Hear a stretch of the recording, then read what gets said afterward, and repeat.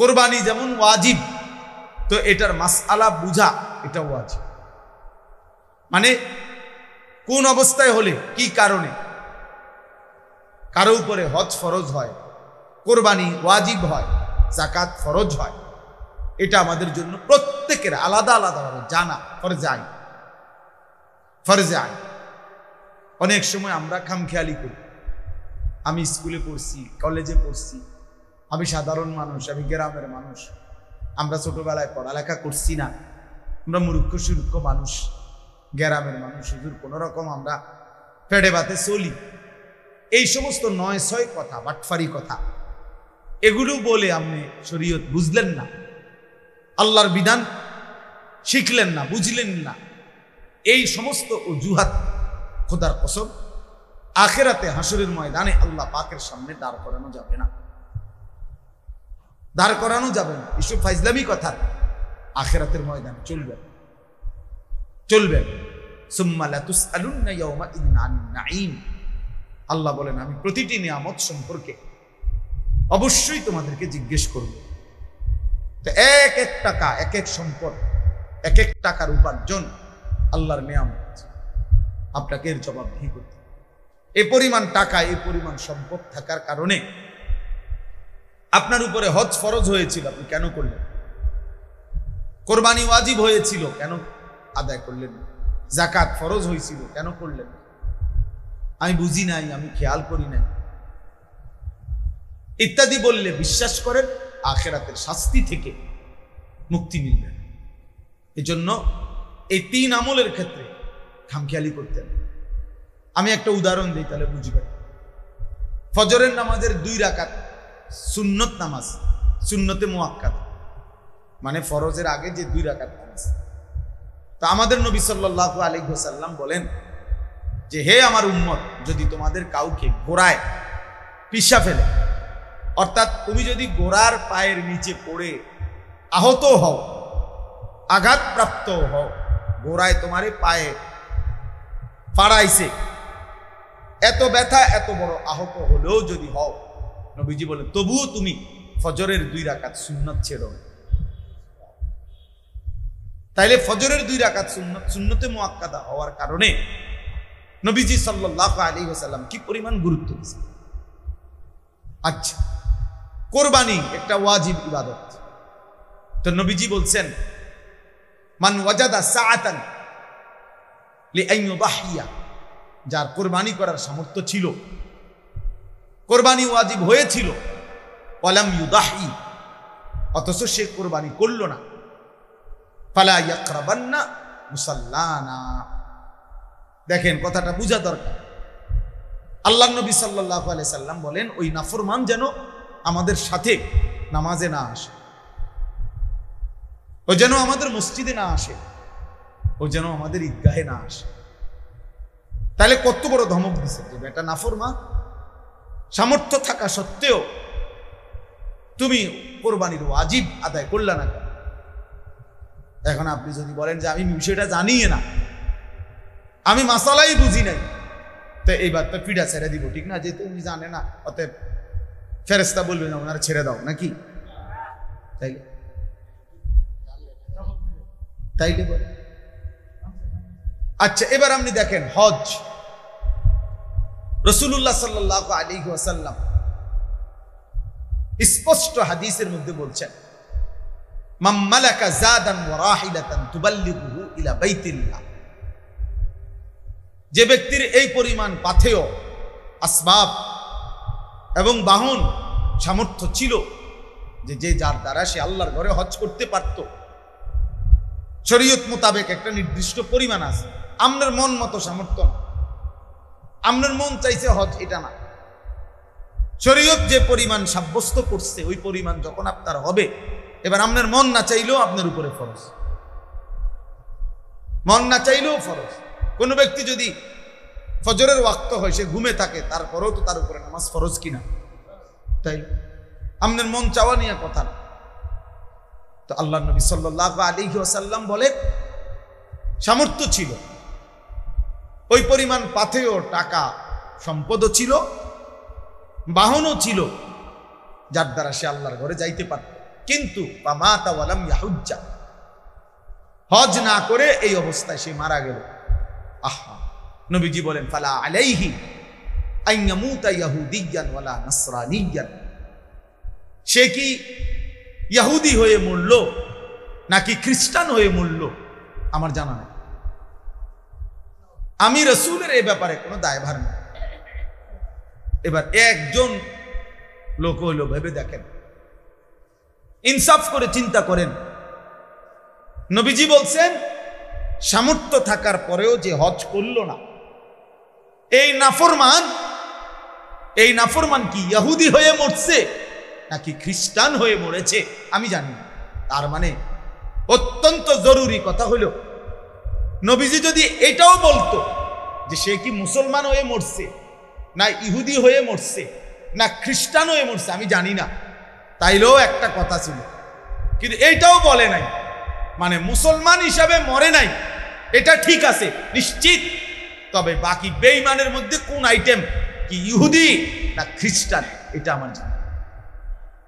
আর আরেক হাদিসে বলছে ফালিয়ামুত ইনশা ইয়াহুদিয়ান বা ইনশা নাসরানিয়ান, সামর্থ্য থাকার পরেও যে হজ না করে মরে গেল, নবীজি বলেন সে যেন ইহুদি হয়ে মরুক অথবা খ্রিস্টান হয়ে মরুক, তোর লগে আমার কোনো সম্পর্ক নাই। তাহলে রাসূলুল্লাহ সাল্লাল্লাহু আলাইহি সাল্লাম যদি এই কথা বলে, তাহলে ওই নাফরমানের জন্য হাসরের ময়দানে সুপারিশ করবে কি? তিনি যদি বলে আমি জানি না, আমার কোনো দায়িত্ব নাই, তাহলে এর জন্য সুপারিশ করবে কে? তারে হাউজে কাউসারের পানি দিবে কোন আব্বা? বলে কে দিবে?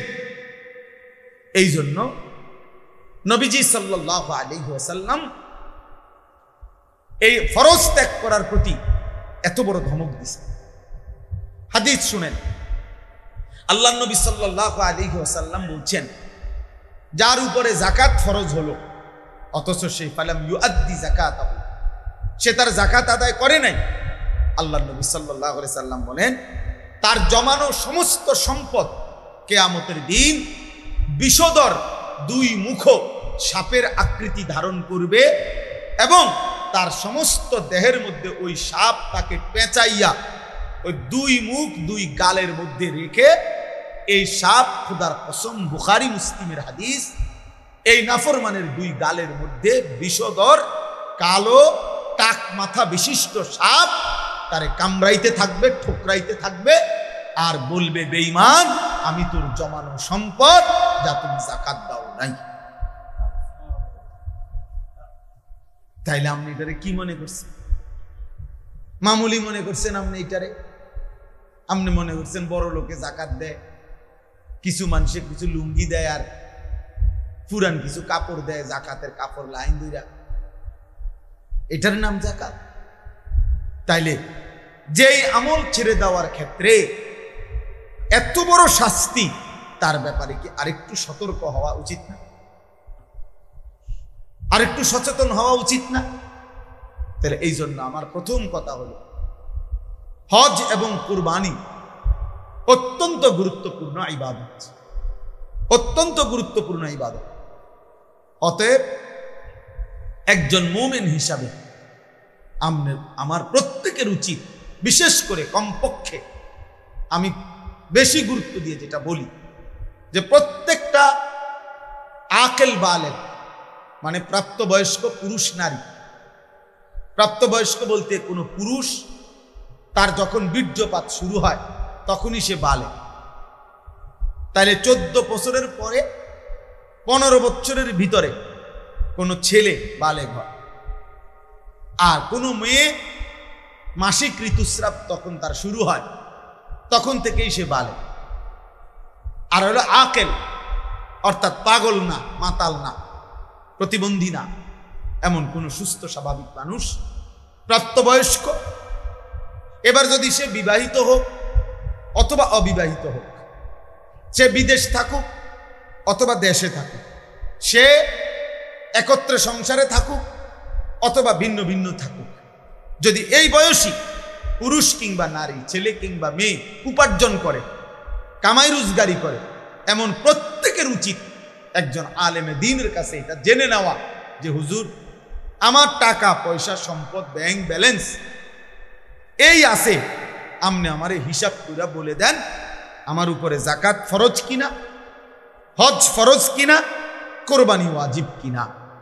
তাইলেই সহজ। প্রত্যেকে যদি নিজ নিজ দায়িত্বে আন্তরিকভাবে পুরুষ নারী এই বিষয়টা গুরুত্ব দেয়, সহজ। প্রত্যেকের জন্য আখিরাত সহজ হয়ে গেল। আমি যদি ইচ্ছা করে, আমি সব সময় বলি, চোখ বন্ধ করলেই ঝড় থামে না, অর্থাৎ ঝড় তুফান আসতেছে। কেউ যদি বলে চোখ বন্ধ কইরা, কই না যেহেতু আমি দেখি না তাহলে তুফান হয় না। বুঝি আপনি দেখেন না দেখে তুফান হয় না। আপনি চোখ ইচ্ছা করে বন্ধ করে রাখছেন দেখে না তুফান দেখেন, তুফান তো হইতেছে। তাহলে আপনি যদি বলেন আমি বুঝি না, তাই এতেই শরীয়তের মাসআলা আপনার থেকে রহিত হয়ে যাবে নাকি? কথা বলেন না কেন? শরীয়তের হুকুম, কবরের বিচার, আখিরাতের বিচার কি মওকুফ হয়ে যাবে নাকি? পুলিশের বহু আইন, ট্রাফিকের বহু আইন, ট্রাফিকের আমি জানি না, কিন্তু আমগরে যে ঢাকা চিটাগাং চলতে গাড়ি পুলিশ ধরে, বলে বুঝেন না আমার কথা, যে এটার এই সমস্যা, এটার এই সমস্যা। তাহলে আমি যদি বলি যে ভাই আমি আপনার ওই সমস্ত আইন জানি না, তো হে আমার আপনি যেহেতু জানেন না আমি জানগা। কথা বলেন না কেন? তাহলে আপনি জানেন না কেন, এটা আপনার সমস্যা। এই জন্য আমাদের সমাজে এটা নিয়ে খুব গাফলতি। কিছু দান সদকা, একটা ফ্যান দিলেন, 2 কাতার টাইলস দিলেন, কোনোখানে 5,000 টাকা দিলেন, এটা একটা দান, এটা সদাকা। কিন্তু হজ, যাকাত, কুরবানি এটা ফরজ ওয়াজিব, এটা ভিন্ন বিষয়। আপনার ওই 5,000 টাকা দিয়া 10,000 টাকা দিয়া চাইেন এটা আদায় হয়ে গেছে, এটা মনে করবেন না, এটা পৃথক আমল, গুরুত্বপূর্ণ, ফরজ ওয়াজিব। এক্ষেত্রে গাফলতি করা কোনোভাবেই উচিত। আমাদের সমাজে এই হজ এবং কুরবানির ক্ষেত্রে সীমাহীন গাফলতি। কিছু মানুষ বাংলাদেশ থেকে হজে গেছে, মনে করেন যাচ্ছে, আমরাও যাবো ইনশাআল্লাহ, আল্লাহ চাহে তো 28 তারিখ আমার ফ্লাইট। তো কিছু মানুষ মনে করেন 80,000 মানুষ এবছর বাংলাদেশ থেকে মনে করেন হজে যাচ্ছে। তো সারা বাংলাদেশ থেকে কিছু মানুষ হজে গেলেই হজের হুকুম আদায় হয়ে গেছে, বিষয়টা তো এটা না। এটা তো জানাজার নামাজ না। তাইলে যার উপরে হজ ফরজ তাকে বুঝে শুনে, তারে জেনে হজ করতে হবে। আমাদের সমাজে আমরা হজটাকে বানায় নিছি অবসরকালীন আমল অথবা আমার মনের চাহিদার আমল।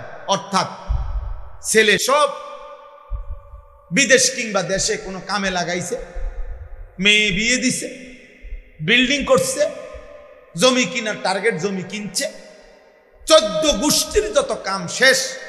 এখন বুড়া হইয়া গিরাগাড়ি জোড়াজারি ছেড়ে দিছে, অসল বুড়া। এইবার সে মনে মনে আশা করে রাখছে যদি ফুতে বিদেশতে টিয়া পাঠাইয়া দয়া করে যদি হজ করায় তাইলে হেবড়া হজ করবে, আর নাই তো ওনার উপরে হজ। অথচ এই মিয়া গত 50 বছরে 3টা ছেলে বিদেশ পাঠাইতে গিয়া 3বারও 36 লাখ টাকা ব্যবস্থা করছে। বাড়ি জমি কিনতে, বিল্ডিং করতে সব মিলাইয়া 30 লাখ 40 লক্ষ টাকা খরচ করছে। রাস্তার লগে জমি কিনছে, সব ব্যবস্থা করছে। আর নাফরমান যখন আল্লাহর ঘরের হজ্জের কথা বলা হয়েছে, এবার কুমায় না হুজুর ইডি আমরা রেডি হইতো না। আচ্ছা যাক, যদি আল্লাহ ফুতের আল্লাহ লোয়ায়, ফুতে যদি দয়া করে পাঠায়, হ্যাঁ তাইলে গেলাম, না এলে আর কি করার আছে, এতেই শেষ হয়ে যাবে আখিরাত। আচ্ছা আমি একটা উদাহরণ দিই, এই রাতে এত লম্বা মাসআলা বলা সম্ভব না। আমি একটা উদাহরণ দিলে আপনি মিলাইবে সহজ। একটা উদাহরণ শুধু বলি, স্পষ্ট কিতাবের মধ্যে আছে, আমি নিজে পড়ছি। কোন ব্যক্তির মনে করেন তার বসত ভিটা ছাড়া, মানে যে গ্রামে থাকে এইটা বাদ দিয়া খেতে বাজারে যেখানেই হোক তার মনে করেন 10 শতক জায়গা আছে, কথার কথা 8 শতক 10 শতক জায়গা আছে, শুধু এর এখান থেকে যদি কিছু অংশ জায়গা বিক্রি করে 3 শতক 4 শতক, তাহলে হজের টাকা এবং হজের সময়কালীন পরিবারের স্বাভাবিক খরচের টাকা ব্যবস্থা হবে। আর ফিরে আসবার পরে বাকি যে দূর জমি আছে ওই বাকিটা ওইটা দিয়েই ইচ্ছা করলে তার সংসার চলবে। কথা বুঝছেন কিনা? এই অবস্থায় আমি একটা আরো ভাঙ্গা বলি, মনে করেন 10 শতক জমির মধ্যে তো হজের টাকা হইল সর্বোচ্চ ভালো মিডিয়াম মানেও যদি কেউ প্যাকেজে হজে যায় 6.5 লাখ টাকায় যথেষ্ট এখন, তো 6.5 লক্ষ টাকা। আর মনে করেন 1.5 মাস বউ বাচ্চা পরিবার সংসার চলতে গিয়া ধরেন আরো 1.5 লাখ টাকা, তো কত হইল? 8 লাখ টাকা। আপনি ধরেন একের 10 লাখ টাকা, ঠিক আছে নি? তো 10 লক্ষ টাকা। তো মনে করেন এই 3 শতক জমির দাম হইল 9-10 লাখ টাকা, 3 লাখ টাকা করে শতক আমি ধরলাম আর কি। আচ্ছা, আর বাকি 7 শতক 6 শতক জমি যেটা আছে এইটা দিয়ে ইচ্ছা করলে তার সংসার আইসা চলবে।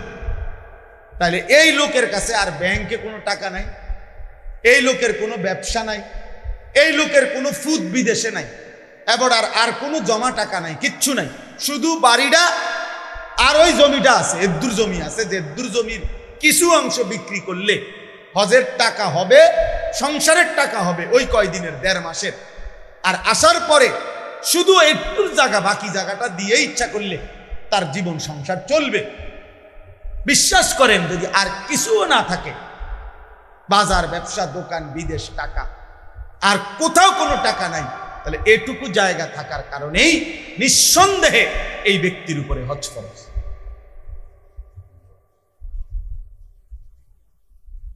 একশো ফরজ, 100 ফরজ। এখন এই বুড়া নাফরমান যদি ইচ্ছা করে চোখ মুচ্চা, আপনি বুঝেন না, আপনি চোখ বন্ধ করে লাইছেন, হ্যাঁ আপনি বুঝেন নাই, আপনি পুতের বিদেশের টেয়ার লাগা বইয়া রয়েছেন, অথবা ইচ্ছা করে দুনিয়ার সমস্ত কিছু করতে গিয়ে টাকার ব্যবস্থা হয়েছে, আপনি হজ করলেন না, তাইলে মনে রাখবেন যদি এই অবস্থায় এমন কোন বয়স্ক লোক মৃত্যুবরণ করে, তো আল্লাহ রাসূল বলছে তুই কি ইহুদি মরলি না খ্রিস্টান মরলি, আমি নবী জানি না, যা।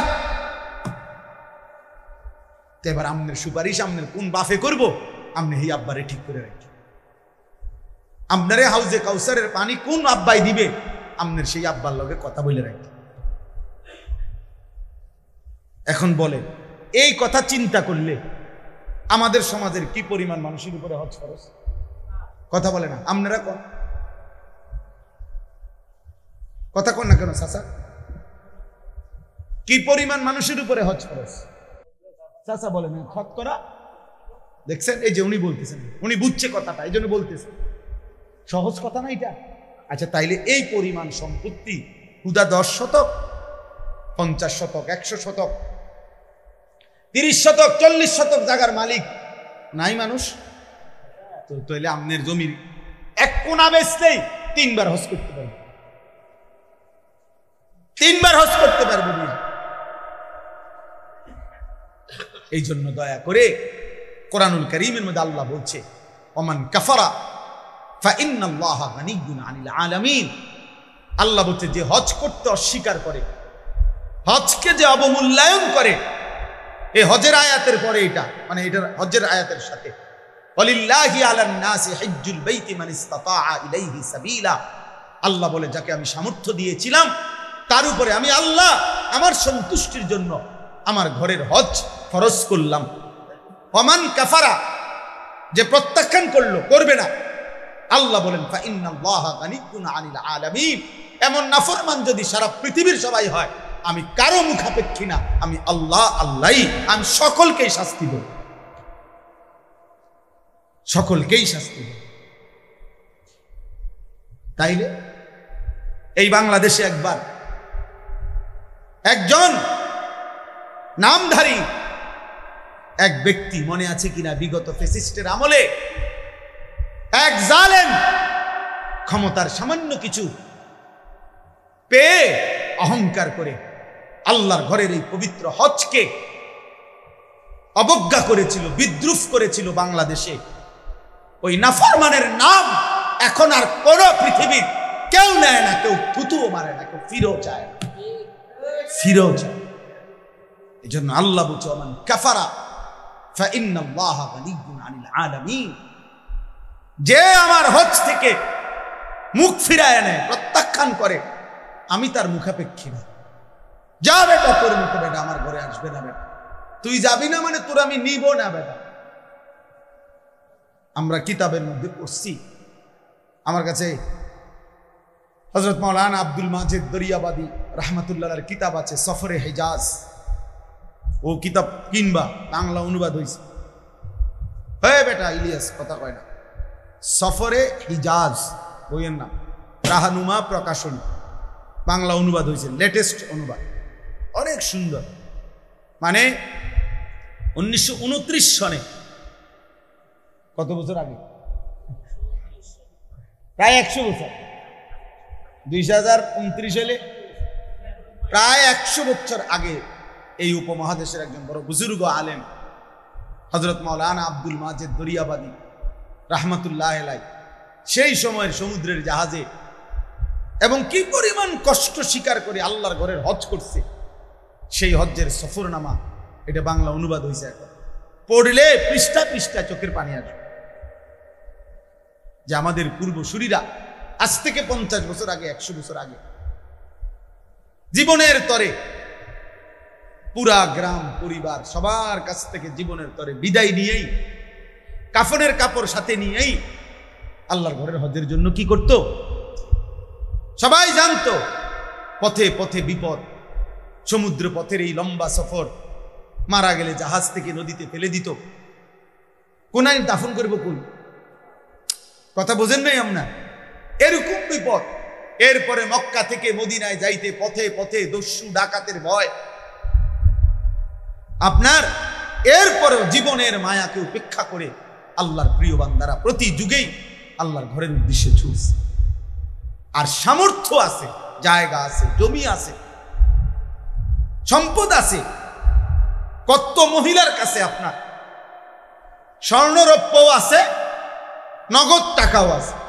এবুড়ির কাছে আজকে 10 বছর যাবত কমপক্ষে 2-4-5 লাখ টাকা, 1 লাখ 2 লাখ টাকা আছে, সম্পদ আছে, বেডির নামে জমি আছে, বাপের মরার পরে জমি পাইছে, স্বামীর দেওয়া জমি আছে, পুতে কিনা দিছে অথবা নিজের আছে,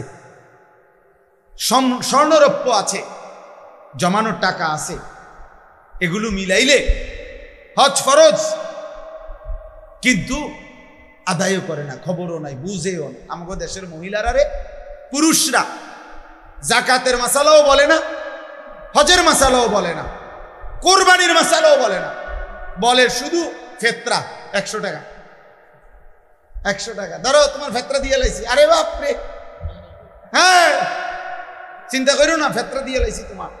আরে সুবহানাল্লাহ, ফেতরা দিয়ে লাইছি, টাকা 110 টাকা। এটারে মনে হয় না মাইক না মাইয়া দেয়। দেখবেন অনেক গ্রাম অঞ্চলে মসজিদে রমজান মাসে একেবারে প্রথম শুক্রবারে বারিন্দাতে জোরে জোর ফেতরা কত মাইকে কইয়া দিয়েন, হ্যাঁ জাকাত কত, এটা না শুনবেন, এটা না শুনবেন। ওই যে 110 টাকা, বোঝেন নাই কথাটা? মানুষ 6 জনের ফেতরা আইবে 600, সমস্যা কি? এটা দ্বিতীয়টায় যদি মাইক না মাইয়া দেয় তো মাইকের খরচ দিয়ে আর টেয়া থাকতো না। এই জন্য খামখেয়ালি আমরা।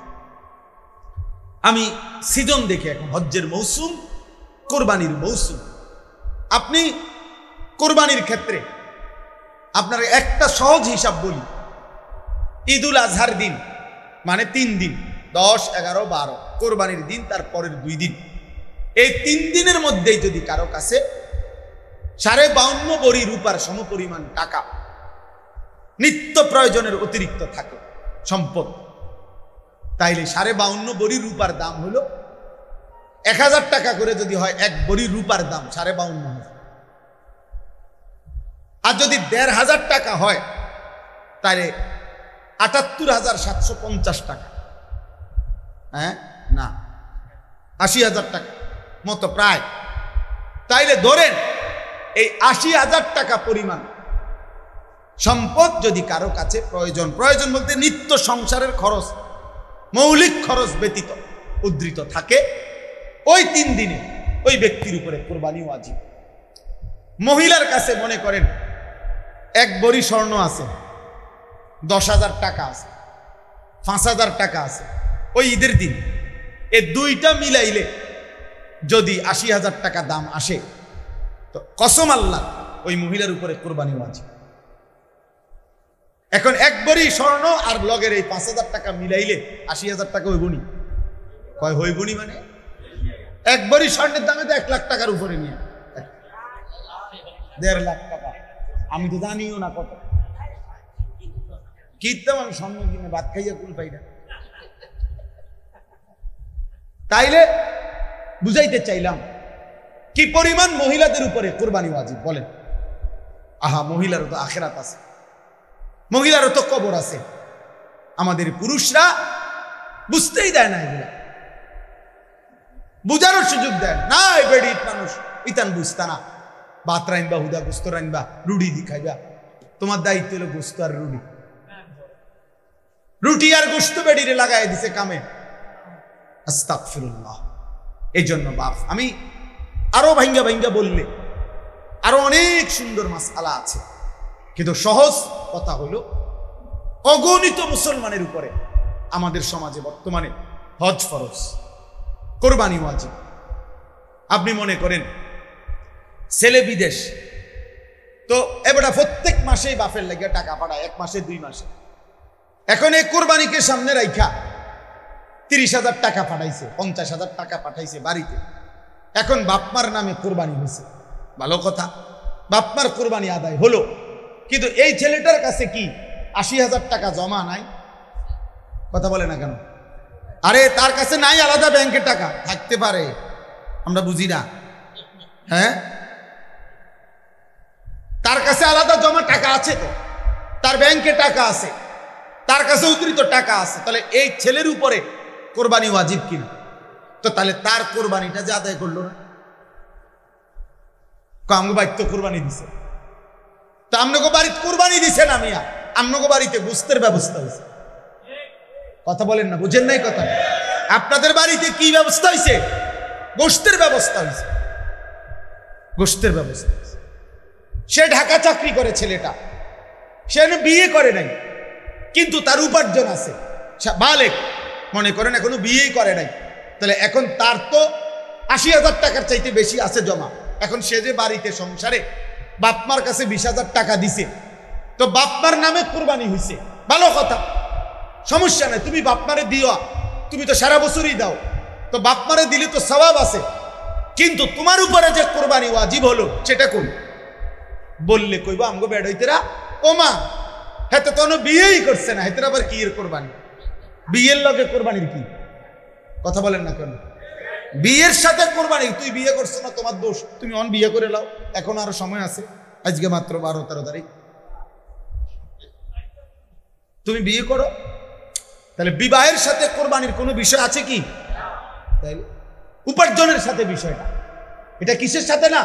সংসার এক লগে, যে আমরা এক লগেই হুজুর, একসাথে সংসার, এই জন্য আব্বার নামে, এটা তো কোনো কথা না। আপনার সংসার একসাথে না, ভিন্ন, এইটা তো বিষয় না। যতজনের উপরে ওয়াজিব হয়েছে প্রত্যেকের কোরবানি ওয়াজিব হইতে হবে, নাই তো কোরবানি আদায় হয় নাই এই ফ্যামিলিতে, বরং এই ফ্যামিলিতে গোস্ত খানার কি হয়েছে ব্যবস্থা। 3 জনে রোজগার করে, কোরবানি দিছে বাপের নামে শুধু, কেন? আমরাই তো এক লগেই তো সবাই এক চুলা, আমরা এক চুলার ভিত্তিতে নিয়ে কোরবানি ওয়াজিব হয়। কথা বলেন না কেন? তাইলে কোরবানি তো চুলার লগে না, কোরবানি উপার্জনের সাথে, কামাই রোজগারের হিসাবে না। এই জন্য দয়া করে আপনাদের কাছে আমি অনুরোধ করলাম, বিষয়টা অত্যন্ত গুরুত্বপূর্ণ। আপনি বুঝতে চান না বলে বা বোঝেন নাই বলে ফেলে দিলে হবে না, বরং আমরা প্রত্যেকের উচিত হজ, যাকাত, কোরবানি গুরুত্বের সাথে আদায়। আপনার এবার আসেন, আমি এই আয়াতের কথা শেষ করি, তাইলে আমার কথা শেষ। কোরবানি মানে মনে রাখবেন নিছক একটা প্রাণী, যেটা কিতা সাধারণ মামুলি একটা ছাগল জবাই করা, একটা গরু জবাই করা না বাপ। বরং কোরবানি এমন একটি ইবাদত যেটা মাত্র 20 সেকেন্ডে, মাত্র 10 সেকেন্ডে, মিনিটে না, 20 সেকেন্ডে, আমি বুঝার জন্য বলি, কোরবানি এমন একটি ইবাদত যেই ইবাদতের মাধ্যমে বান্দা 20 সেকেন্ডে, 10 সেকেন্ডে মহান আল্লাহ রবের সাথে সম্পর্ক তৈরি, বান্দা আল্লাহর ঘনিষ্ঠ। এত দ্রুত গতিতে বান্দা অন্য আমলের মাধ্যমে আল্লাহর ঘনিষ্ঠ হয় না, কোরবানির মাধ্যমে যত দ্রুত। কিভাবে বুঝলাম? হাদিসের মধ্যে আছে, আল্লাহ নবী সাল্লাল্লাহু আলাইহি ওয়াসাল্লাম বলেন, ওয়া ইন্নাদ দামা লা ইয়াকাউ মিনাল্লাহি বিমাকানিন ক্বাবলা আন ইয়াকা মিনাল আরদ। নবীজি বলেন, কুরবানির দিন, কুরবানির প্রাণী যখন জবাই করা হয় তখন রক্তের প্রথম ফোঁটা জমিনে পড়বার আগেই, এদিক দিয়ে নিচে যাইবার আগেই আরশে আজিমে মহান আল্লাহ পাকের কাছে পৌঁছে যায়। এখন বলেন, একটা গরুর গলাটা আর মাটি ব্যবধান করবে একা একা নয়তো 1 বিঘা। কথা বলেন, মানে গলা যেন জবাই করে, এই গলায় আর মাটি, নিচেতে মাটিটা ব্যবধান কি? 1 বিঘা। 1 বিঘতে ধরেন 4 আঙ্গুল পাবে 1 বিঘা, তাহলে 1 বিঘা নিচেই মাটি, তাহলে এখন পুঁজ দিলে রক্ত মাটিতে পড়তে কতক্ষণ লাগবে?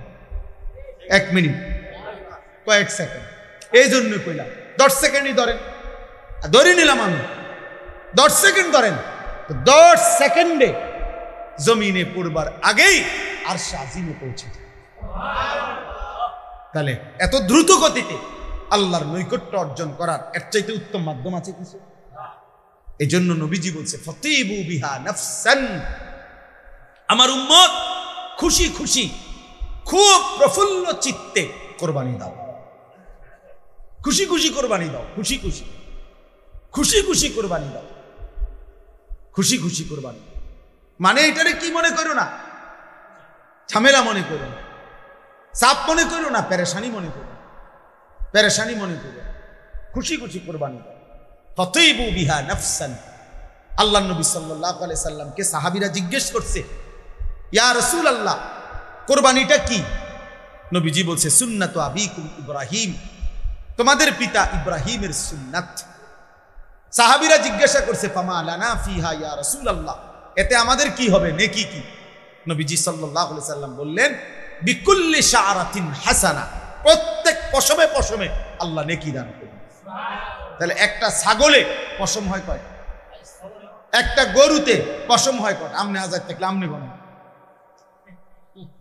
আমনের যদি আর কাম না থাকে আমনে গণেন, আমার আরো বহুত কাম আছে, ঠিক কি না? বলেন না কেন? কে গুনবে? তো আল্লাহ নবী সাল্লাল্লাহু আলাইহি সাল্লাম বলছেন, বিকুল্লি শাআরাতিন হাসানা, প্রত্যেক পশমে পশমে আল্লাহ নেকি দান। এই জন্য কুরবানি একটা প্রাণী জবাই না। কিছু মুরতাদ আছে, কিছু নাস্তিক বেঈমান আছে, কিছু মুনাফিক এই বাংলাদেশেও আছে, আমরা নিজে পত্রিকায় দেখছি, বিবৃতি দেয় যে এত প্রাণী জবাই না করে এই টাকাগুলো গরিব দুঃখীকে দান করলে ভালো হতো। মানে বেঈমানে মনে করছে এটা শুধু একটা প্রাণী জবাই, মুনাফিকে মনে করছে এটা একটা প্রাণী জবাই, যে না বেটা, এটা প্রাণী জবাই না।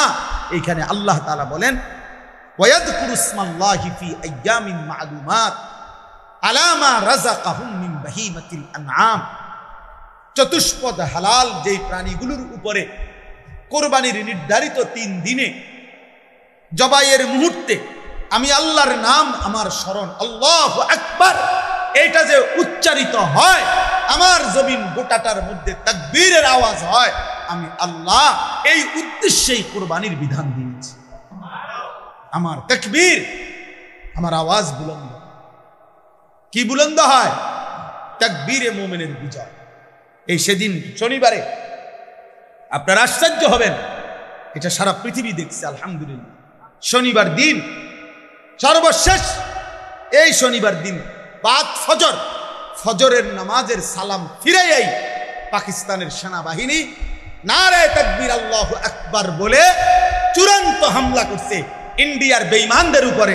3 ঘন্টার ব্যবধানে ওই বুড়া আব্বা আমেরিকার থেকে ফোন করছে, থাইমা লাও। হ্যাঁ, বুড়া বেঈমান তাড়াতাড়ি বলছে থামো থামো, উড়ে এলাইব, উড়াইয়া ফেলবে, উড়াইয়া ফেলবে। বলছে বুঝাইছে সারা পৃথিবীরে ফিলিস্তিন মনে করো না, সারা পৃথিবীরে গাজা মনে করো না, বুঝেন নাই?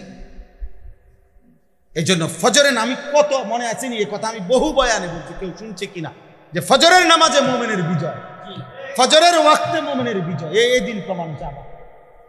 খবর লাগাও, আবার দেখো খবর। ফজরের নামাজের পরেই সালাম ফিরাই আল্লাহু আকবার বলে আক্রমণ করছে। আমার মন বলছে ফজরের পরে আল্লাহু আকবার বলার সাথে সাথে আল্লাহর আরশে আল্লাহ ঘোষণা দিছে, যা ফেরেশতা বিজয় দিয়া দে, যা। আমার বান্দা তাকবীর দিছে, দে বিজয় দিয়ে দে। ফাল মুগীরাতি সুবহা, কোরআন শরীফ আছে, ওয়াল আদিয়াতি যাবহা, ফাল মুরিয়াতি কাদহা, ফাল মুগীরাতি সুবহা। আক্রমণের সময় আল্লামা আজিজুল হক রাহমাতুল্লাহ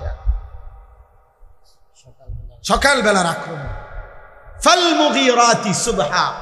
আল্লাহ কোরআনে বলছে ইমানদার ঘোড়া, মুমিনের ঘোড়া ভোরবেলা আক্রমণ করে আর দুশমনের সমস্ত পরিকল্পনা প্রতিরক্ষা তছনছ করে ভেঙে দেয়। আলহামদুলিল্লাহ, আলহামদুলিল্লাহ। এই জন্য যুবক মনে রাখো, আগামীর পৃথিবী ইসলামের পৃথিবী ইনশাআল্লাহ। ফিলিস্তিন আর ইসরায়েল যুদ্ধ, এটা দুই দেশের যুদ্ধ না, ঈমান আর কুফরের যুদ্ধ। পাকিস্তান আর ভারত দুই দেশের যুদ্ধ না, ঈমান আর কুফরের যুদ্ধ। কাশ্মীর আর ভারত দুই দেশের যুদ্ধ না, ঈমান আর কুফরের যুদ্ধ। আরাকান এবং বার্মা দুই অঞ্চলের যুদ্ধ না, ঈমানদার আর বেঈমানের যুদ্ধ। এটা জন্য ইনশাআল্লাহ মুমিনের বিজয় আসবেই। শুরু হয়েছে, শুরু হয়েছে। আমি তো বলছি গতকালকেও, আমার একটা আইডিয়া হয়েছে যে গত 15 বছরে 16 বছরে ওই জালেমের হুমকি ধমকিতে আমরা ভাবছি ইন্ডিয়ার মনে বহুত কিছু আমাদের এইভাবে বুঝাই আইছে। এখন যখন 2 দিনের আক্রমণে যখন উড়ে গেছে, তখন এটা বুঝ হয়েছে বাংলার সাথে লাগলেও ইন্ডিয়ার বেঈমান পারবে না। ইনশাআল্লাহ, ইনশাআল্লাহ, ইনশাআল্লাহ। দিল্লি না ঢাকা, ঢাকা, ঢাকা। এবার লাগাও, আমরারও আইডিয়া হয়েছে, উড়ে এলাম আমরা ইনশাআল্লাহ। আমরা বুঝে গেছে একটা, আসলে যে কিচ্ছু নাই, হ্যাঁ, ধোকা, ধোকা। ঠিক যখন ভারত পরাজয় স্বীকার করেছে, সেদিন রাতেই ফ্যাসিস্ট নিষিদ্ধ হয়ে গেছে। একই সময় আল্লাহ দেখায় দিছে পৃথিবীবাসীকে। এজন্য আগামীর সম্ভাবনা ঈমানের সম্ভাবনা, আগামীর সম্ভাবনা ইনশাআল্লাহ ইসলামের সম্ভাবনা, আগামীর পতাকা কালেমার পতাকা ইনশাআল্লাহ। মুসলমান জিতবে ইনশাআল্লাহ। শুনবেন একদিন ঘুম থেকে উঠা যে ফিলিস্তিন বিজয় হয়ে গেছে। আমি বললাম হবেই, আমি থাকি বা না থাকি হবেই। আমার সন্তানকে বলছি, আব্বা যুদ্ধ করবা তুমি নয় আমি, জীবন দিবা আল্লাহর জন্য, দিনের জান বাজি রাখবে।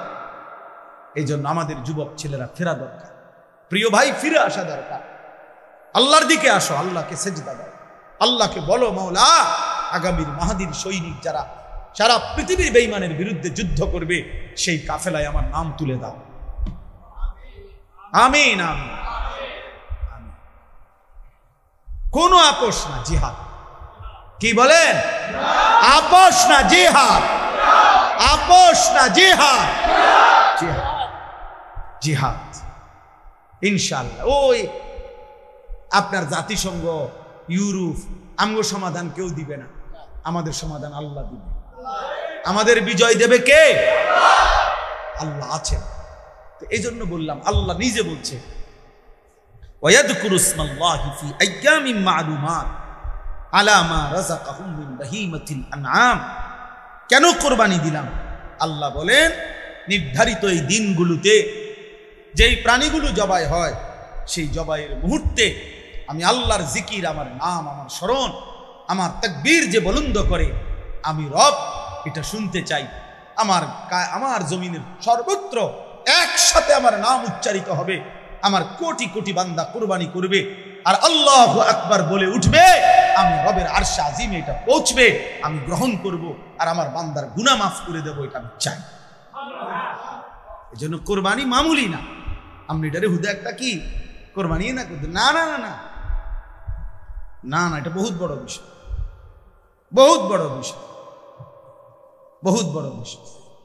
আল্লাহ তাআলা আমাদেরকে গুরুত্বের সাথে প্রত্যেককে কোরবানি করার তৌফিক দান করেন। আল্লাহ তাআলা বলেন, ওয়াআদ্দিন ফিন নাস বিল হজ্জ ইয়াতুকা রিজালান ওয়া আলা কুল্লি দামিরিন ইয়াতিনা মিন কুল্লি ফাজ্জিন আমিক। আল্লাহ বলছে, হে আমার নবী ইব্রাহিম, আমার ঘর কাবা তোমার দ্বারা বানিয়েছি, সারা পৃথিবীর মুমিনদেরকে তুমি ডাকো, আমার বান্দাদেরকে ডাকো, ওরা যেন আমার ঘরে হজ করতে আসে। আল্লাহর নবী ইব্রাহিম বলছে, মাওলা সারা পৃথিবীর মানুষকে আমি একসাথে কিভাবে ডাকবো? তাফসীরের মধ্যে আছে, আল্লাহ বলছে, নাদি ওয়া আলাইয়াল বালাগ, তুমি ডাকো পৌঁছাবো আমি। তুমি ডাক দাও, তোমার আওয়াজ এর দূর হয়েছে এর দূর দাও, বাকিটা আমি সর্বত্র পৌঁছায়। এই জন্য মুয়াজ্জিন খুব দামি। মুয়াজ্জিনের আজান সে তার সাধ্যমতো দেয়, আর আজিমের মালিক আল্লাহ, আল্লাহর জমিনের সর্বত্র পৌঁছায়। ইয়াতুকা রিজালান ওয়া আলা কুল্লি দামিরিন ইয়াতিনা মিন কুল্লি ফাজ্জিন আমিক। আল্লাহ বলেন, আজকে তুমি ডাক দিয়ে রাখো, আগামীর কিয়ামত পর্যন্ত আমি আল্লাহ আমার এই ঘরের উদ্দেশ্যে আমার বান্দাদেরকে আমি টেনে আনবো। যারা কাছের তারা পায়ে হেঁটেই আসবে, আর যারা দূরের তারা যত দূর দূরান্তই হোক, পৃথিবীর শেষ প্রান্তের প্রতিটা গলি থেকেও হলেও আমার বান্দারা এত দূর থেকে আসবে যে আস্তে আস্তে বাহন দুর্বল হয়ে যাবে। মানে মানুষ না, শুধু বাহন। এটা সহজ হিসাব হলে আমি বুঝছি, যেটা এখনকার যুগের হিসাবে এত দূরের থেকেও ফ্লাইট, যে এক বিমানে, এক ফুয়েলে, এক তেলে একবারে আসতে পারবে না।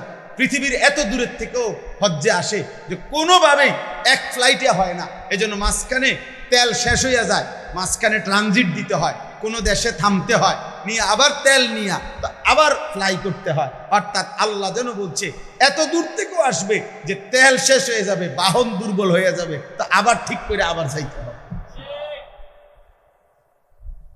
আসবেই আমার বান্দা। এবার আল্লাহ তাআলা বলেন, এই শেষ কথা হলো, আল্লাহকে যদি জিজ্ঞাসা করেন, মাওলা নামাজ জাকাত রেখা পড়ান, জাকাত বাইর থেকে দিলেই হয়, রোজা এলাকার থেকে আদায় করলেই হয়, সব ইবাদত, জিকির বলেন, তেলাওয়াত বলেন, দান বলেন, সাদাকা বলেন, এই ভাই শেষ কথা শুনেন, মজার কথা এটা, সব ইবাদত তো যার জায়গার থেকে করলেই চলে, চলে না? কথা বলেন না? হ্যাঁ, তাইলে যার এলাকাতেই তো হচ্ছে নামাজ, রোজা, জাকাত, হ্যাঁ, কুরবানি, দান, সাদাকা, জিকির, তেলাওয়াত। তো আল্লাহকে এবার যদি প্রশ্ন করি, মাওলা শুধু এই একটি ইবাদত হজ, এটার জন্য সারা পৃথিবীর দূর দূরান্ত থেকে আপনার বান্দাদেরকে আপনি কেন ডাইকে আনেন? এক জায়গা আনেন কেন? এখানে আনেন কেন? কাবা ঘরের কাছে। আল্লাহ নিজে বলতেছেন, লিয়াশহাদু মানাফিআ লাহুম। আমি বলবো না, আল্লাহ বলে, বান্দা আমি বলবো না, ও আয়েশা নিজে দেখে যাক। সব কিছু বলে যায় না। কাবা দেখতে কেমন, মালিকের ঘর দেখলে কেমন, আল্লাহর ঘরের চারদিকে ঘুরলে কেমন, সাফা মারওয়ায় সাই করলে কেমন লাগে, মিনার তাবুতে কেমন লাগে, আরাফাতের খোলা ময়দানে কেমন লাগে, মুজদালিফার খোলা আকাশের নিচে রাত গভীরে কেমন লাগে।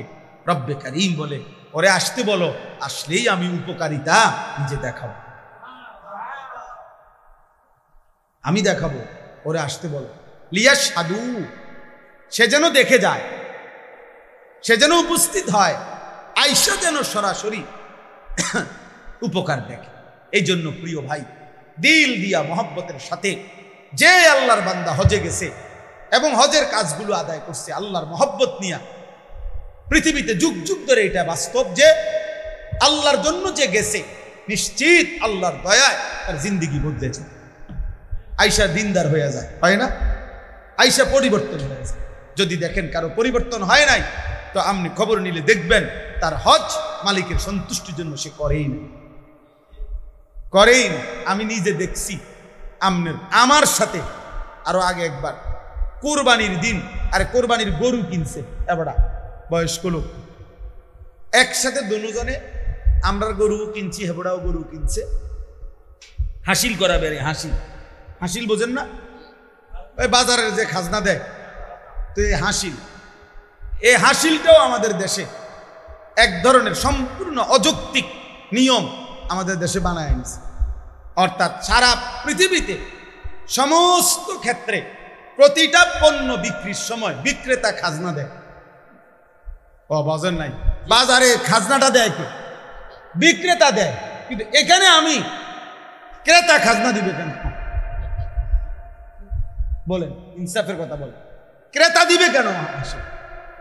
জায়গাটা আমি তো ব্যবহার করি, তুমি না তোমার গরু আইনে এখানে কি করছো, রাখছো, তুমি না ব্যবহার করছো, বিক্রেতা তো তুমি না কি দিবা? আর এটা চাপাই দিছে কার উপরে? আমি গরু, আমাদের উপর। আরো কত ফতুয়া, কত মাসালা। হ্যাঁ, বাজার কমিটিরে আপনাকে কোরবানির শরীক বানাইেন না, তারপর বহুত রং সঙ্গের কথা এগুলো। যাই হোক, তো আমি বললাম যে কথাটা, হাসিল দিতে গেছে হেবটাও আমিও, তো কত 200 বা 400 টাকা হাসিল।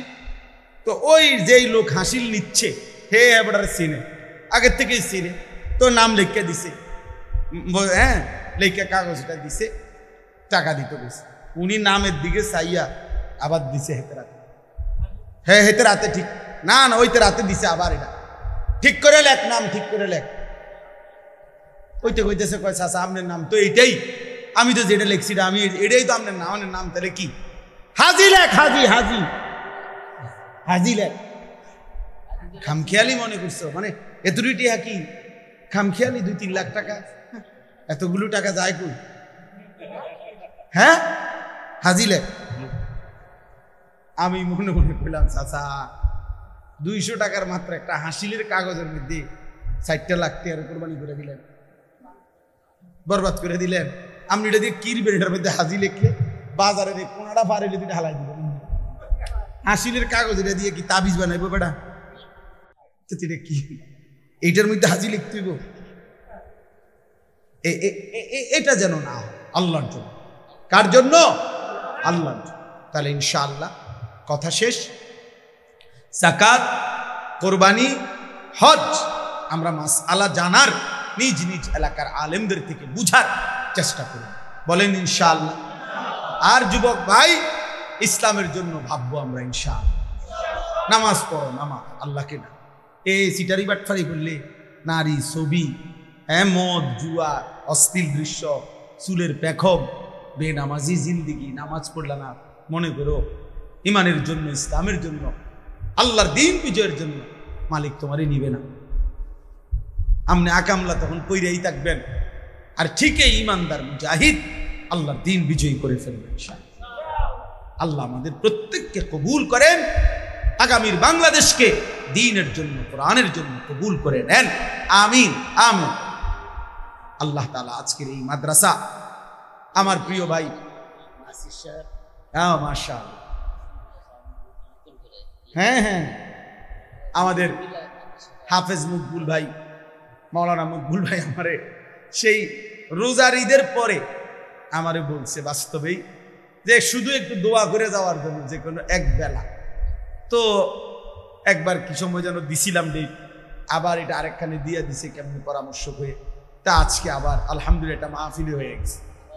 আল্লাহ তাআলা উত্তম ভাবে কবুল করে নেন, আল্লাহ তাআলা এই মাদ্রাসা বরকত দান করেন।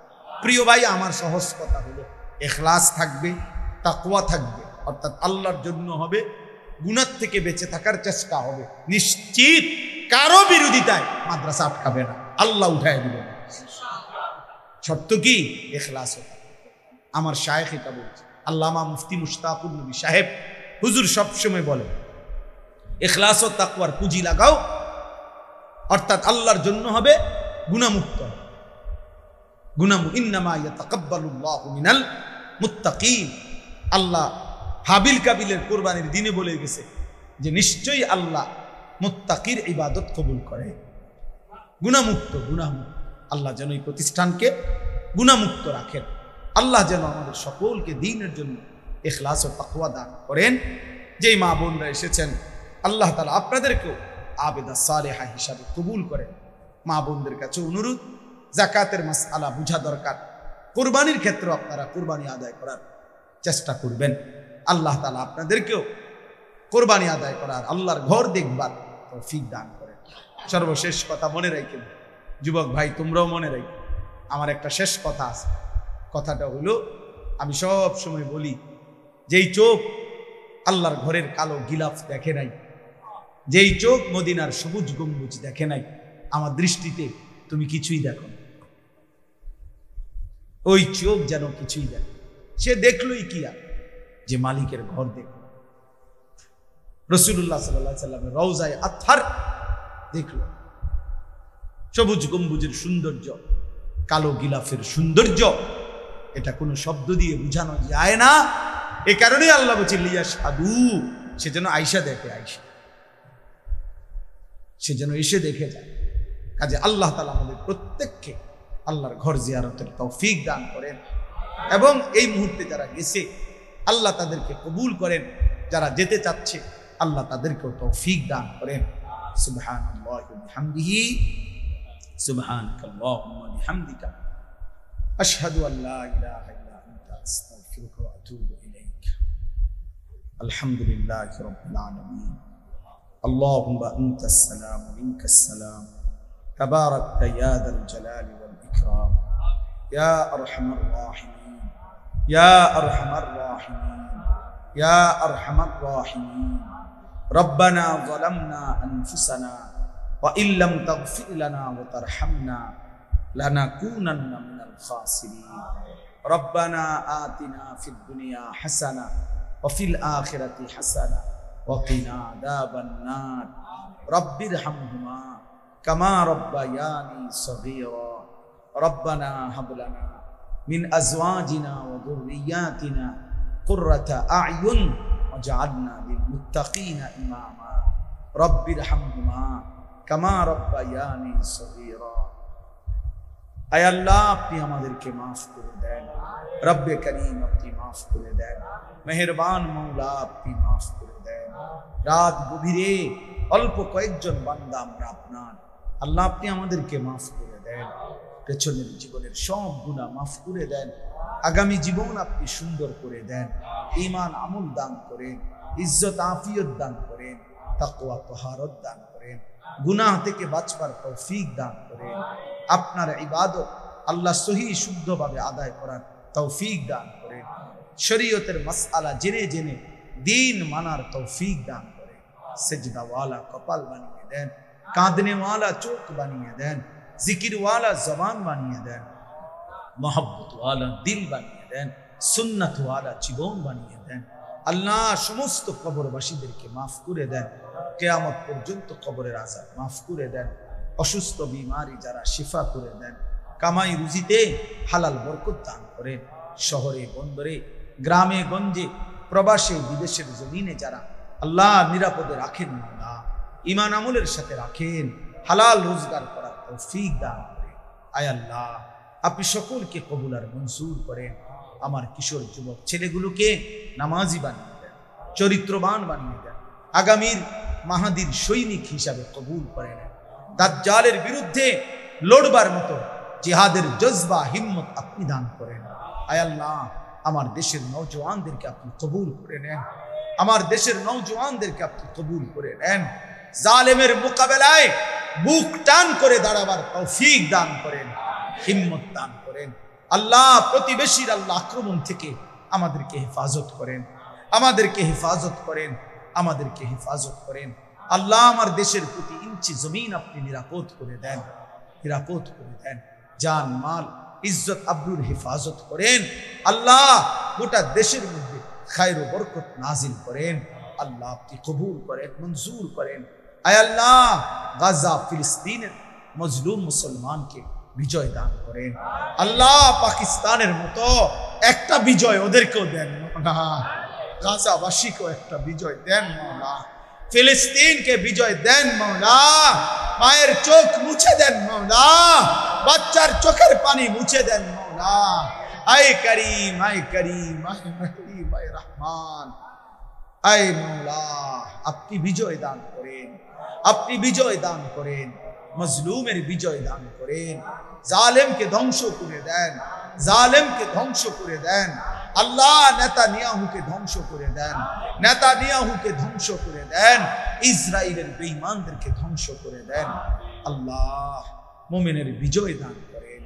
আয় আল্লাহ এই মাদ্রাসাখানা কবুল করে নেন, মাদ্রাসায় ইখলাস দান করেন, তাকওয়া দান করেন, ভালো উস্তাদ মিলায়া দেন, ভালো ছাত্র মিলায়া দেন, এলাকাবাসীকে মাদ্রাসার প্রতি আন্তরিক বানিয়ে দেন।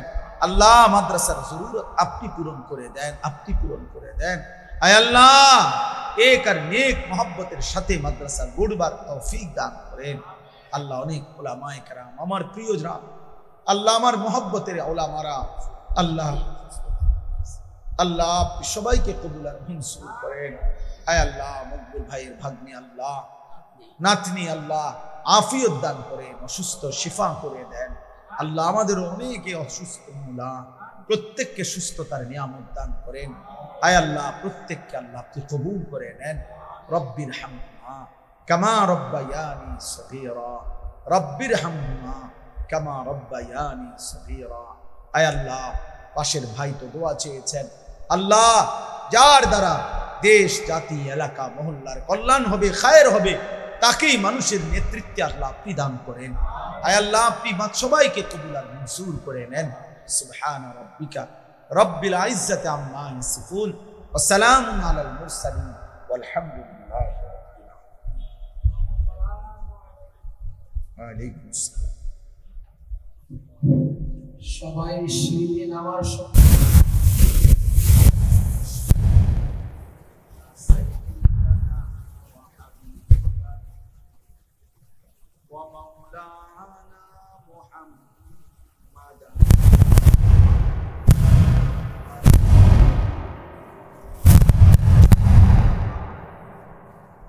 فأعوذ بالله من الشيطان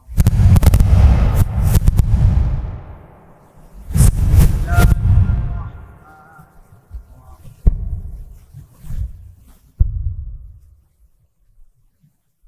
وأذن في الناس بالحج يأتوك رجالا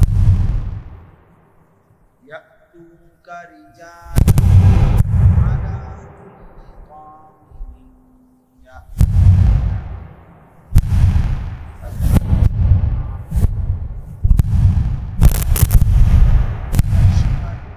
منافع لهم ويذكروا اسم الله في أيام معلومات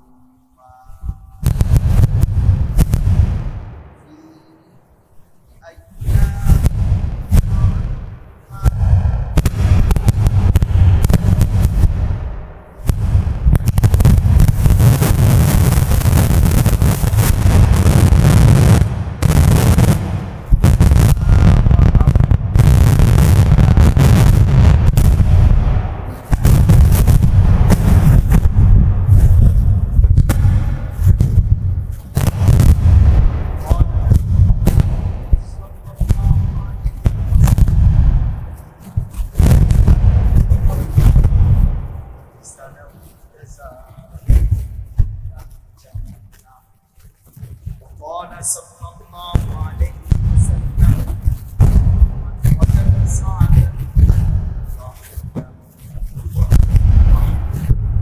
فلا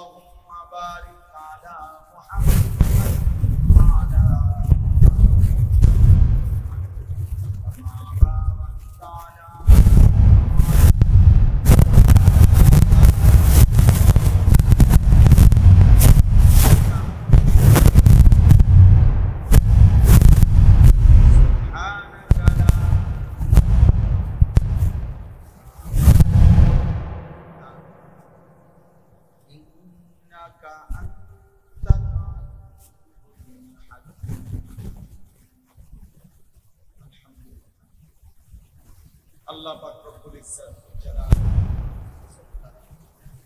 কুরআন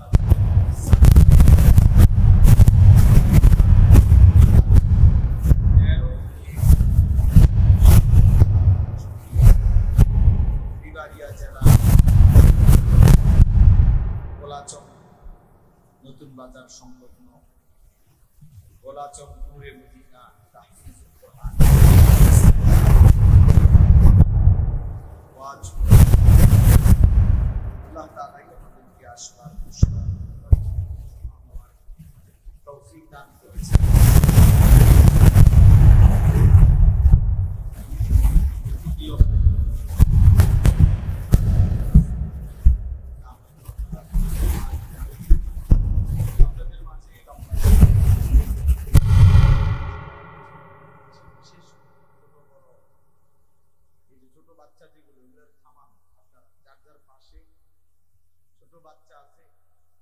মেহেরবানি করে ওদেরকে মাদ্রাসার কোন উস্তাদও যদি থাকেন জিম্মাদারির সাথে বাচ্চাদেরকে বসা।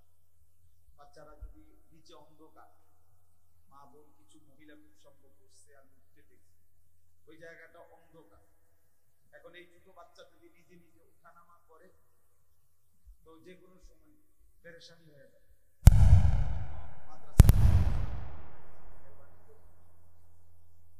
আপনি দয়া করে আপনাদের এই ছোট বাচ্চাদের দিকে শুধু আলাদা নজর করেন।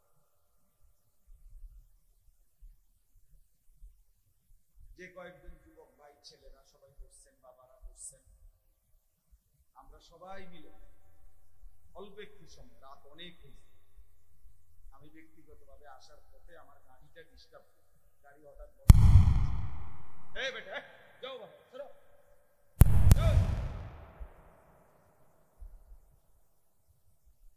উস্তাদ কোথায় বললাম না, মাদ্রাসার শিক্ষক কোথায় ভাই? মাদ্রাসার উস্তাদকে বলেন আপনি জিম্মাদারি আদায় করেন, আপনি এখানে কাছে থাকেন।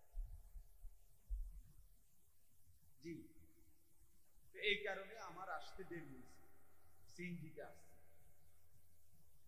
আলহামদুলিল্লাহ আপনারা আল্লাহর কথা শুনছেন। কোরআনুল কারীমের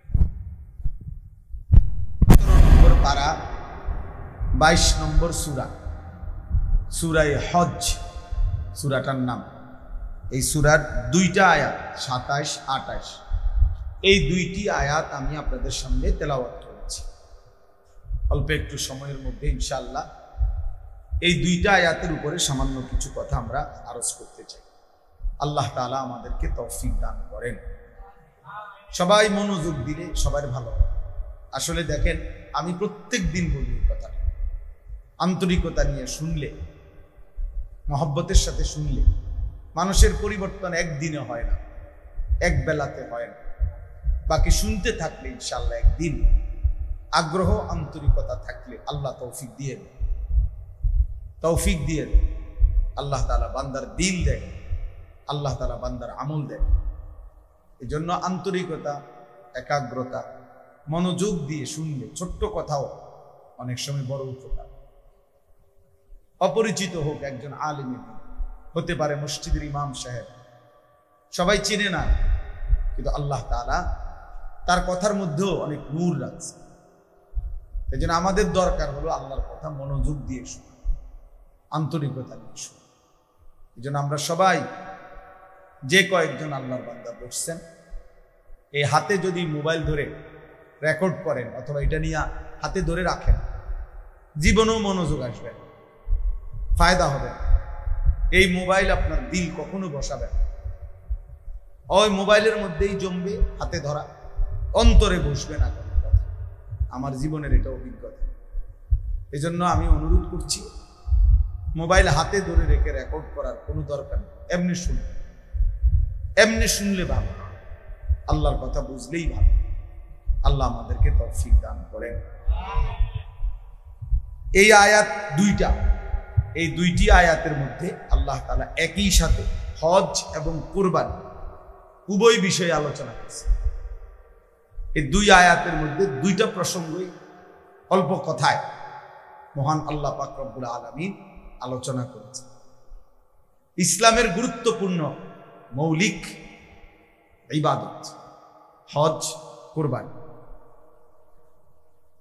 একজন মুমিন, একজন ইমানদার, এই কথাটা মনে রাখতে হবে যে ফরজ, ওয়াজিব, সুন্নতে মুআক্কাদা, এই 3 আমলের ক্ষেত্রে কোনোভাবেই অলসতা করতে নাই, গাফলতি করতে নাই। এটা বাধ্যতামূলক। মুমিন মানে এই 3 আমল, যা কিছু আমার উপরে ফরজ, ওয়াজিব এবং সুন্নতে মুআক্কাদা, এগুলো কোনোভাবেই একজন মুমিন ছাড়তে পারে না। যেটা হারাম এবং যেটা মাকরুহে তাহরিমি, সেটাও কোনো মুমিন কোনো অবস্থাতেই করতে পারে। তাহলে মুমিন মানেই তার দ্বারা ফরজ, ওয়াজিব, সুন্নতে মুআক্কাদা ছুটবে না। মুমিন মানেই তার দ্বারা হারাম এবং মাকরুহে তাহরিমি বর্জন হবে, করবে না। এরই বলে মুমিন, এরই বলে মুত্তাকি, একেই বলে জান্নাত। অতিরিক্ত নফল, মুস্তাহাব, মাসনুন, এগুলো দারাজাত, মর্যাদা আরো বুলন্দ করে। মৌলিক এতটুকুতে কোনো ছাড় নেই। ইসলামের গুরুত্বপূর্ণ এই 3টা ইবাদত, একটা হলো যাকাত, একটা হলো হজ, একটা হলো কুরবানি। যাকাত এবং হজ ফরজ ইবাদত, হজ এবং যাকাত, আর কুরবানি ওয়াজিব ইবাদত। তাহলে বোঝা গেল কি? বোঝা গেল হজ, যাকাত, কুরবানি, এই 3 ইবাদতের ক্ষেত্রে একজন মুমিনের কোনোভাবেই গাফলতি করা, খামখেয়ালি করা উচিত। একটা জিনিস বোঝা দরকার, ইসলামী শরীয়তের মধ্যে যেই আমলের যেই হুকুম, ওই আমলের মাসআলা জানারও সেই হুকুম। অর্থাৎ নামাজ যেমন ফরজ ইবাদত, তো নামাজের পূর্ণ মাসআলা বুঝে নেওয়া, জেনে নেওয়া, এটাও ফরজ। যাকাত যেমন ফরজ, তো এটার মাসআলা বুঝা, এটাও ফরজ। হজ যেমন ফরজ, এটার মাসআলা বুঝা, এটাও ফরজ। আল্লাহ তাআলা আমাদেরকে আজ 20 মে 2025 রোজ মঙ্গলবার বিবাড়িয়া জেলা নবীনগর উপজেলাধীন সলিমগঞ্জ বাজার জামিয়াতুস সুন্নাহ সলিমগঞ্জ মাদ্রাসা আজকের এই বার্ষিক ইসলামী মজলিসে আল্লাহ তাআলা আমাদেরকে আসবার বসবার আল্লাহর জন্যই জমা হওয়ার তৌফিক দান করেছেন। এই জন্য আমরা সকলেই বলি আলহামদুলিল্লাহ। পবিত্র কোরআন কারীমের 10 নম্বর পারা 9 নম্বর সূরা, এই সূরার 36 নম্বর আয়াত এর অংশ বিশেষ আমরা তেলাওয়াত করেছি। এই আয়াতের সামনে রেখে সামান্য কিছু কথা আলোচনা করছি। আল্লাহ তাআলা আমাদেরকে তৌফিক দান করেন। আমিন।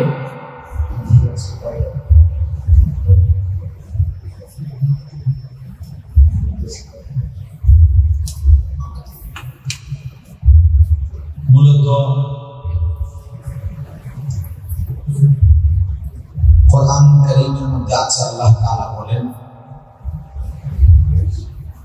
ওয়া রাব্বুকা ইয়াখলুকু মা ইয়াশাউ ওয়া ইয়াখতার।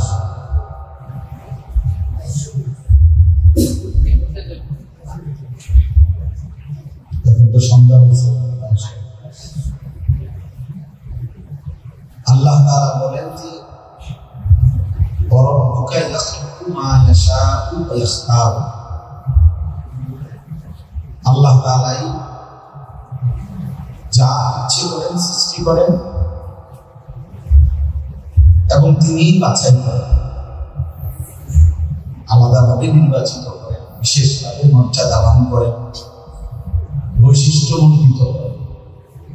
কোন ব্যক্তি, কোন স্থান, কোন সময়, কোন জায়গা, কোন মুহূর্ত,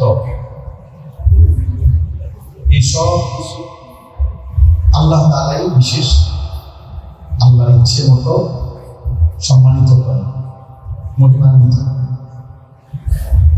শুক্রবার মর্যাদা পান, যেটা আল্লাহ তাআলা করছে। শবে বরাত মর্যাদাপূর্ণ রাত, যেটা আল্লাহ তাআলাই করেছে। শবে কদর মর্যাদাপূর্ণ রাত, যেটা আল্লাহ তাআলাই করেছে। রমজান মাস মর্যাদাপূর্ণ মাস, যেটা আল্লাহ তাআলা করেছে। কাবা ঘর মর্যাদাপূর্ণ স্থান, যেটা আল্লাহ তাআলাই নির্ধারণ করেছে। মসজিদে হারাম মর্যাদাপূর্ণ মসজিদ, আল্লাহ তাআলাই নির্ধারণ করেছে। তাইলে আল্লাহ তাআলাই স্থান, ব্যক্তি, সময় ইত্যাদিকে আল্লাহ তাআলা তার ইচ্ছে মতো বাছাই করে, বিশেষ কোনো সম্মান, মর্যাদা, ইজ্জত দান করে। সমস্ত আম্বিয়া আলাইহিস সালাম, নবীগণ আল্লাহ তাআলাই নির্ধারণ করেছে। আল্লাহু ইয়াসতাফি মিনাল মালাইকাতি রুসুলান ওয়া মিনান নাস। আল্লাহ তাআলা বলেন যে আল্লাহ তাআলাই মানুষের মধ্য থেকে এবং জিনদের, ফেরেশতাদের মধ্য থেকে রাসূল নির্বাচিত করেন। অর্থাৎ কে কে রাসূল হবে, নবী হবে, এটা বাস্তবে আল্লাহ তাআলাই নির্ধারণ করেছে। কোরআন কারীমে বলছে সুম্মা আওরাসনাল কিতাবা আল্লাযীনা ইসতাফাইনা মিন ইবাদিনা। আমার রাসূলের পরে যুগে যুগে কারা কোরআনুল কারীমের উত্তরাধিকার হবে, সেই হাফেজ, আলেম, যাদের সিনার মধ্যে আল্লাহ কোরআন থাকবে, আল্লাহ বলেন এদেরকে আমি আল্লাহই যুগে যুগে বাছাই করে থাকি। ইসতাফাইনা, আল্লাহ বলেন আমি বাছাই করেছি। ইয়াসতাফি, আল্লাহ বাছাই করে। কোরআনুল কারীমে বলছে আল্লাহু আ'লামু হাইসু ইয়াজআল রিসালাহ। আল্লাহ তাআলাই সর্বাধিক ভালো জানেন তিনি তার রিসালাত, মানে কাকে রাসূল বানাবেন। তাইলে স্থান, ব্যক্তি, সময়, মাস, বছর, সপ্তাহ, এসব কিছু যেখানে যেটা দাম, সেটা আল্লাহ তাআলা ফয়সালা। তো আল্লাহ তাআলা এই পৃথিবীবাসীর জন্য পৃথিবী সৃষ্টির শুরু থেকে, আসমান জমিন সৃষ্টির সূচনা থেকে 12টি মাস আল্লাহ নির্ধারণ করেছে। এই যে আমরা যে 12 মাস বলি, 12 মাসের বছর বলি, এটা আল্লাহ তাআলা নির্ধারণ। এই জন্য বাংলাতে হিসাব করলেও 12 মাস, ইংরেজিতে হিসাব করলেও 12 মাস, আরবিতেও 12 মাস, আর অন্যান্য কোনো ক্যালেন্ডার থাকলেও সেগুলো 12 মাস। তাহলে 12 মাসে যে গুনতে হবে 12 মাস, এর ভিত্তিতে এই ধারণা, এই সিদ্ধান্ত, এই 12 সম্পর্কে নির্ধারণ আল্লাহ করেছে। এই কথাটা আল্লাহ তাআলা কি বলেছেন, ইন্না ইদ্দাতাশ শুহুরি ইনদাল্লাহি 12 শাহরা। মাসসমূহের গণনা নিশ্চয় আল্লাহ তাআলার নিকটে 12টি। 12 মানে 12 মাস। এটা আল্লাহ তাআলা ফয়সালা করেছেন। কখন থেকে? ফি কিতাবিল্লাহ, আল্লাহ তাআলা তার তাকদীরের মধ্যে এভাবেই লিখছেন যে মাস হবে 12টি। আর এটা এই পৃথিবীতে চালু করছেন কখন থেকে? ইয়াউমা খালাকাস সামাওয়াতি ওয়াল আরদ, আসমান জমিন সৃষ্টির সূচনা থেকে, যেদিন থেকে পৃথিবী আসমান জমিন শুরু, সময় শুরু, তো সেই থেকেই 12 মাস। ধীরে ধীরে 12 মাস নির্ধারণ হয়েছে। এমন কিছু এই হাতে ধরে মোবাইলের একটা সবচেয়ে বড় অভিশাপ হইল, ওই দুর্ভাগা বদনসিব আর নিজে কিছু শোনে না। এই বদনসিব কিছু বুঝেও না, আপনার এই দুর্ভাগা এটা নিয়ে এত বেশি মনোযোগ থাকে যে তার নিজের জন্য সে কিছু নিতে পারে। সব সময় অভিজ্ঞতা, এটার প্রতি তার মোবাইল হাতে ধরে রাখবে, হাতে ধরে রেকর্ড করবে, হাতে ধরে ভিডিও করবে, ওয়াজ বয়ান, এই দুর্ভাগা এই শুধু মানে সর্বোচ্চ যত্ন নিয়ে মোবাইলের মধ্যে এইটাই এটা একটা শিক্ষা দেওয়া মোবাইলে আমাদের দেশে অনেক গ্রাম্য মানুষ হয় না যে দুই চারজন হুজুর আমরা পকেটে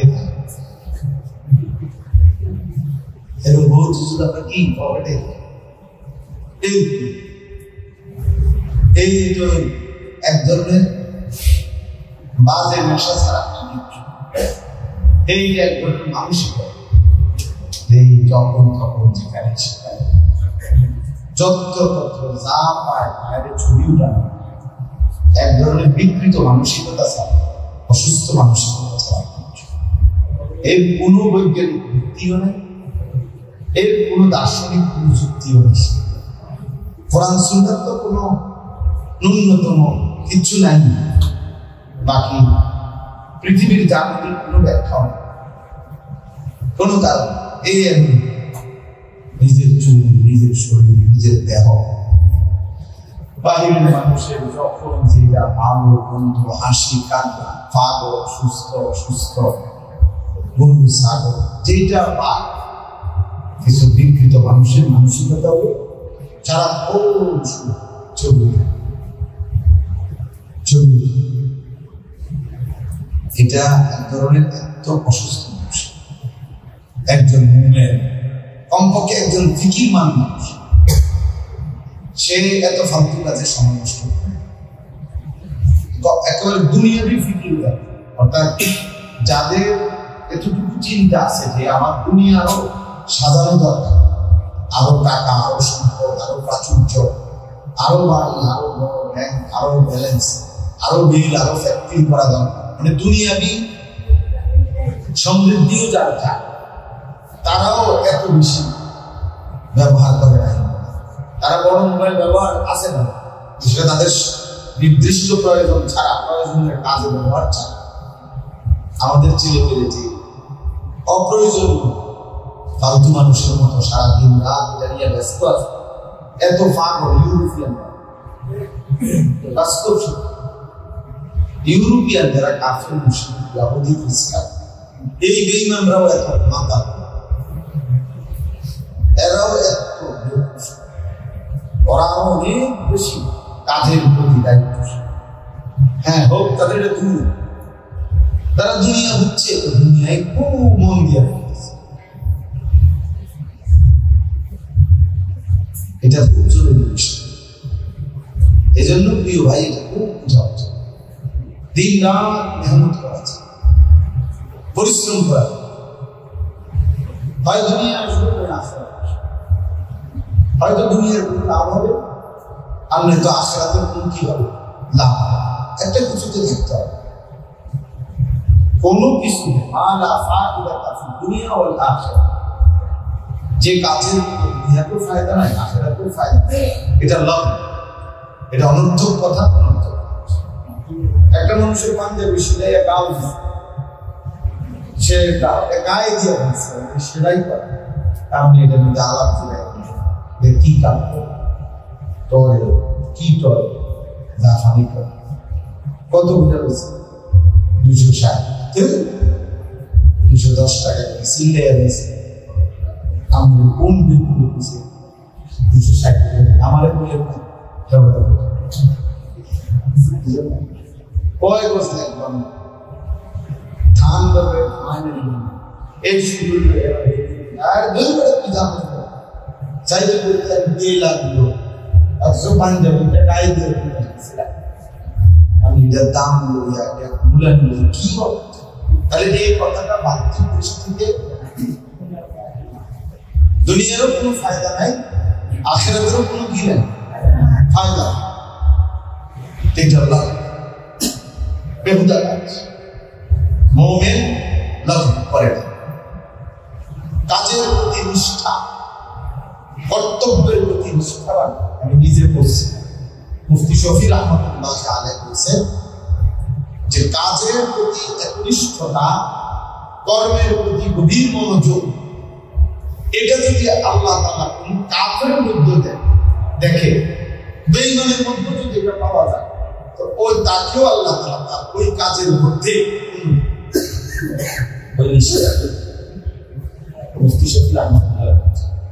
নিষ্ঠা, একনিষ্ঠতা, এতগুলো এই জন্য গোটা পাশ্চাত্য তাদের দুনিয়াবি এক উন্নতি হচ্ছে, তাদের রাত দিনের গভীর মনোযোগ দুনিয়া সাধারণ, ফলে তারা এই লাইনে অনেক কিছু। এই যে আজকে ইসরায়েল যারা প্রতিনিয়ত মুসলমান ফিলিস্তিনিদেরকে মারছে, এদের জনসংখ্যা একদম অল্প, 1 কোটি না। ইসরায়েলের জনগোষ্ঠী 1 কোটি নয়, 1 কোটির চেয়ে কম। আর আমাদের সারা বাংলাদেশে আমরা হলাম 18 থেকে 20। নিখুঁত হিসাব করলে আরো সরকারি হিসাবে নেয়, যাই ধরে নিলাম 18-20 কোটি, কিন্তু ওরা 1 কোটি নয়। কিন্তু ইসরায়েলের যে মূল শহর তেল আবিব, এই ইহুদি রাজধানী, ওটা একবারে যে কোনো কেউ জানে এটা ঐতিহাসিক তথ্য যে এই তেল আবিব এটা এমন এক শহর বলা হয় না যে শহরে কখনো রাত হয় না। এটা যে কোনো খবরে দেখলো, আমি এটা সার্চ করলেও পাই। এটা বৈশিষ্ট্য ইসরায়েলের এই প্রধান নগর তেল আবিবের বৈশিষ্ট্য হলো এটা এমন এক শহর, এই শহরে কখনো রাত হয়। মানে কি? মানে শুধু রাত হয় না, অর্থ হলো এটা এমন একটি শহর যে শহরে কখনোই এমন কোনো টাইম নেই যে টাইমে পুরা শহরের সমস্ত কর্মস্থল, অফিস, আদালত, কাজ, কর্ম সব একসাথে এই মুহূর্তে বন্ধ। যে যেমন রাত 10টার পরে বা 12টার পরে সকাল 4টা পর্যন্ত কমপক্ষে মনে করেন এইটুকু টাইম ঢাকা শহর বা একটা শহর যে সব অধিকাংশ 98%, 99% কর্মক্ষেত্র বন্ধ, ঠিক না? কমপক্ষে 6 ঘন্টা, কমপক্ষে 8 ঘন্টা, মানে এই সময় কোনো কি নেই। অফিস, আদালত, ব্যাংক ব্যালেন্স, মিল, ফ্যাক্টরি চালু নেই, হ্যাঁ, বিচ্ছিন্ন কিছু থাকতে পারে। তাহলে এই হিসাবে মানে এটা বুঝে যে এখন রাত, এই কারণে এটা বন্ধ। তাদের ওই শহরে 24 ঘন্টা বাই রোটেশন এভাবে কাজ হয়। অফিস, আদালতের নিয়ম নিজাম কাজ করবে যে রাত 2টা দিনের 2টা বরাবর একদম সেম। ওই রাত 2টা তো দিনের 2টায়, রাত 12টা তো দিনের 12টার মতো সমান তালে কাজ চলে। এই পরিমাণ মেহনত করে, এই পরিমাণ পরিশ্রম তারা, এই কারণে বলে যে তাদের ওই শহরে কখনো রাত হয় না। সারাক্ষণে কি করে? কাজ করে। ফলে এই 1 কোটির চাইতে কম মানুষ আজকে সারা পৃথিবী, এই সারা পৃথিবীতে যদি 800 কোটি মানুষ হয়, কথার কথা আরো কমপক্ষে ধরে নিলাম 800 কোটি মানুষ যদি হয়, আর এরা যদি 1 কোটি হয়, তাহলে বাকি মানুষ কত? 799 কোটি। এই 799 কোটি মানুষকে তারা যন্ত্রণা দিতেছে, কষ্ট দিতেছে, আর 799 কোটি মানুষের বিরুদ্ধে ষড়যন্ত্র করে 24 ঘন্টা যারা, তারা এই 1 কোটি। তাদের যন্ত্রণা থেকে, তাদের ষড়যন্ত্র থেকে, তাদের ফাঁদ থেকে মুসলমানও নিরাপদ না, খ্রিস্টানও নিরাপদ না, অন্য কোন জাত ধর্ম কিনা এরা সবাইকে তপস করে এবং সবার পিছনে ছবি আঙ্গুল। পৃথিবীর যেখানে যাওয়া হয় তার পিছনে তাদের হাত, যেখানে যত বিশৃঙ্খলা হয়, যে কোনো ছোট বড় দেশে যত রকমের বিশৃঙ্খলা, এর মধ্যে তাদের এত শান্তি, এত ভয়ঙ্কর যখন। তো আমার বলার উদ্দেশ্য হলো তাদের একটা মন্দ দিক, কিন্তু তারা পরিশ্রম। বোঝেন না কথা, পরিশ্রম। কিন্তু আমাদের হালাত হলো, আমাদের অবস্থা হলো, আমাদের সংখ্যাগরিষ্ঠ এবং মূল সন্তান যারা অর্থাৎ কিশোর যুবক, যেটা হলো মূল কর্মের টাইম, পরিশ্রমের টাইম, পড়ার টাইম, গায়ে গতরে খাটনের টাইম, এরা হইল সংখ্যাগরিষ্ঠ অকর্মণ্য অপরাধ। এদের জীবনে কোনো লক্ষ্য নাই, উদ্দেশ্য নাই। একজন বাবা কষ্ট করে হয়তো বিদেশ করতেছে, এই একজন বাবার বিদেশের উপার্জনের উপরে সংসারের 6টা অপদার্থ মোবাইল টিপে আর খায়, ঘুমায়, আর ওই বাচ্চারা ঘাম গায়ে।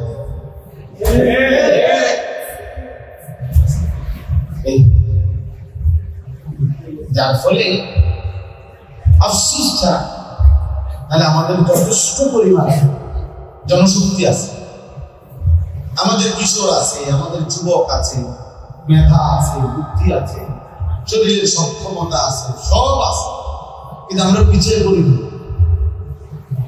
পিছানো কেন? আগাইতে পারি না, কারণ আমাদের কর্মের উদ্দীপনা কম, মেহনতের জজ্বা কম, পরিশ্রমের মানসিকতা, অলসতা, অবহেলা, অকর্মণ্যতা, গাফলত, খামখেয়ালি, শাহওয়াত, লজ্জাস্থানের শাহওয়াতের সঙ্গে, যৌন শাহওয়াতের সঙ্গে আমাদের সারাক্ষণ ব্যস্ততা।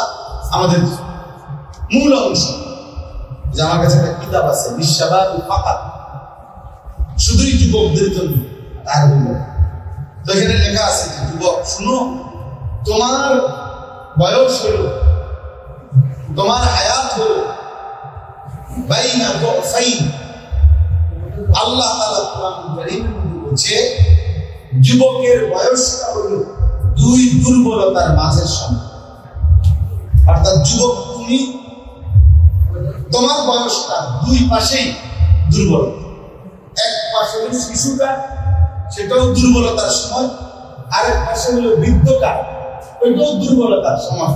মাঝখানে সক্ষমতার সময়টাই হলো তোমার। কাজে কাজ করা, মেহনত করা, পরিশ্রম করা, এই সময়টাই হলো তোমার, এই দায়িত্বটাই তোমার। গড়া সাজানো পৃথিবীকে, দিনকে, ধর্মকে, এটা তোমারই দায়িত্ব। কোরআন কারীমের মধ্যে আছে আল্লাহুল্লাযী খালাকাকুম মিন দুফিন, সূরা রূমের মধ্যে আল্লাহ তোমাদেরকে সৃষ্টি করেছেন দুর্বলতা, মানে দুর্বল অবস্থা, দুফ, এই প্রথম মানে শিশুটা। সুম্মা জাআলা মিন বা'দি দুফিন কুওয়াতান, অতঃপর আল্লাহ তাআলা তোমাদের সেই দুর্বলতার উপরে দিয়েছেন কুওয়াতান, শক্তি। ভাই আমার একটা অনুরোধ, ছাত্র নিলে একবারে না, একটু পর পর একজন একজন করে উঠাই আনি। আপনার ছাত্র সাথে ছোট করতে ভালো লাগতেছে,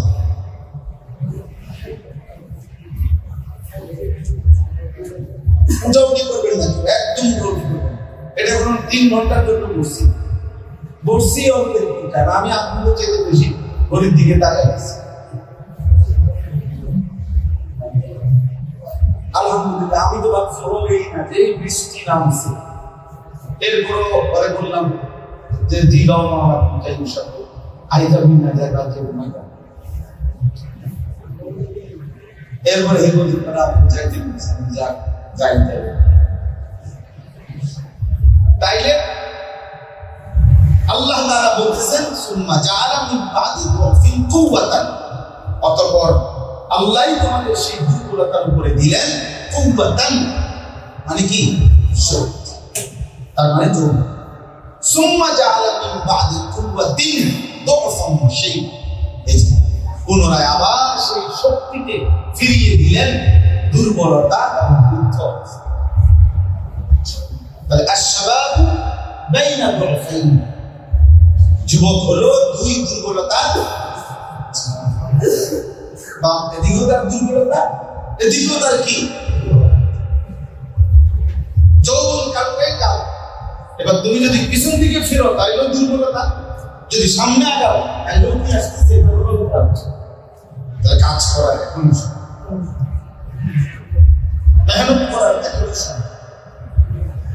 দেশ গড়া, জাতি গড়া, সমাজ গড়া এখনই সময়, এখনই সময়। নিজের আখিরাত গড়া এখনই সময়। আল্লাহ নবী সাল্লাল্লাহু আলাইহি ওয়াসাল্লাম বলছেন, শাবুন নাশআ ফি ইবাদাতিল্লাহ, যে যুবক তার যৌবনকাল আল্লাহর ইবাদতে কাটাইছে, বেড়ে উঠছে, ইবাদতের মাধ্যমে যে তার যৌবনটা বেড়ে উঠছে, আল্লাহ তাআলা তাকে আল্লাহর আরশের নিচে ছায়া দেন। আরশের নিচে ছায়া দেন। জন্য প্রিয় ছেলেরা বুঝতে একজনই বুঝে, একজনই ভালো, একজনই নিজের জন্য, দেশের জন্য, ইসলামের জন্য, দ্বীনের জন্য কিছু করে। যে হোক আমি একজন। আমাদের প্রিয় ভাই বর্তমান সময় উদীয়মান, আলহামদুলিল্লাহ অনেক সুন্দর বয়ান করে। আমগো পছন্দের আমার শায়েখ আরিফ বিল্লাহ হাকিমুন নাফস আল্লামা মুফতি মুশতাকুর বিন কাসিম, আমার শায়েখের পছন্দের হযরত মাওলানা মুফতি ইউসুফ বিন ইকবাল। এই মাওলানা আমার এই বই দিয়েছে 2-3 দিন আগে। আরো একটা বই দিয়েছে, আরো সুন্দর, শাবাবুন লা ইয়ানসাহুত তারিখ। আরবি ওই যুবকরা 1450 বছর ইসলামের ইতিহাসে ওই যুবকগণ ইতিহাস যাদেরকে কখনোই ভুলে না। কি বল, শাবাবুন লা ইয়ানসাহুত তারিখ।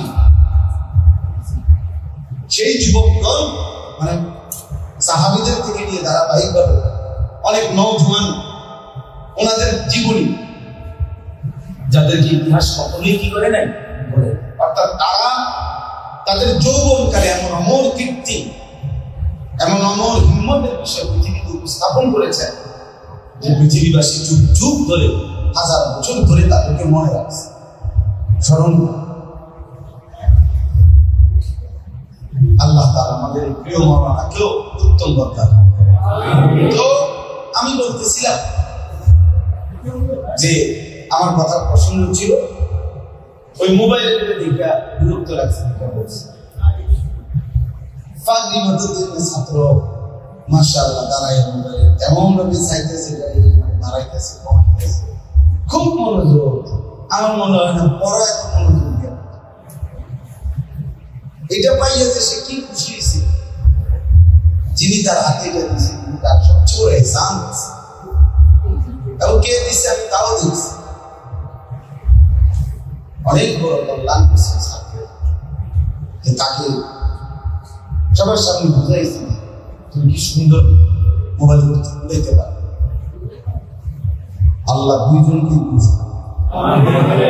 তো আমি আপনাদের কাছে এটা বলতে চাই, আল্লাহ তাআলা বলছেন রব্বুকা ইয়াখলুকু মা ইয়াশাউ ওয়া ইয়াখতার। এটার আলোকে বলতেছিলাম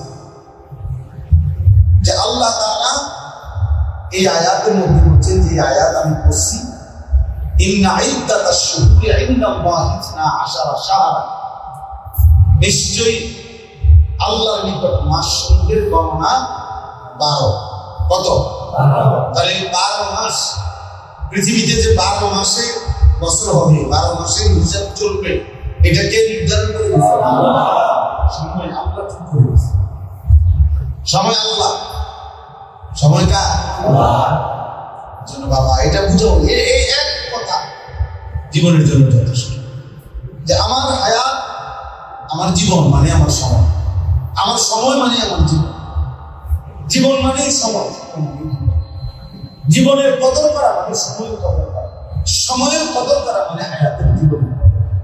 যেমন আমরা দুনিয়াতে দেখি বয়স্ক মানুষ অসুস্থ হয়ে যায়, দুর্বল হয়ে যায়, তো তখন ওই মানুষটাই বলে দোয়া করে আমার আর সময়, আমার কি নেই এখানে হায়াত, এই তো বুঝাইতে চাই আমার আর সময় নেই মানে কি, আমার আর বেশি দিন আছে।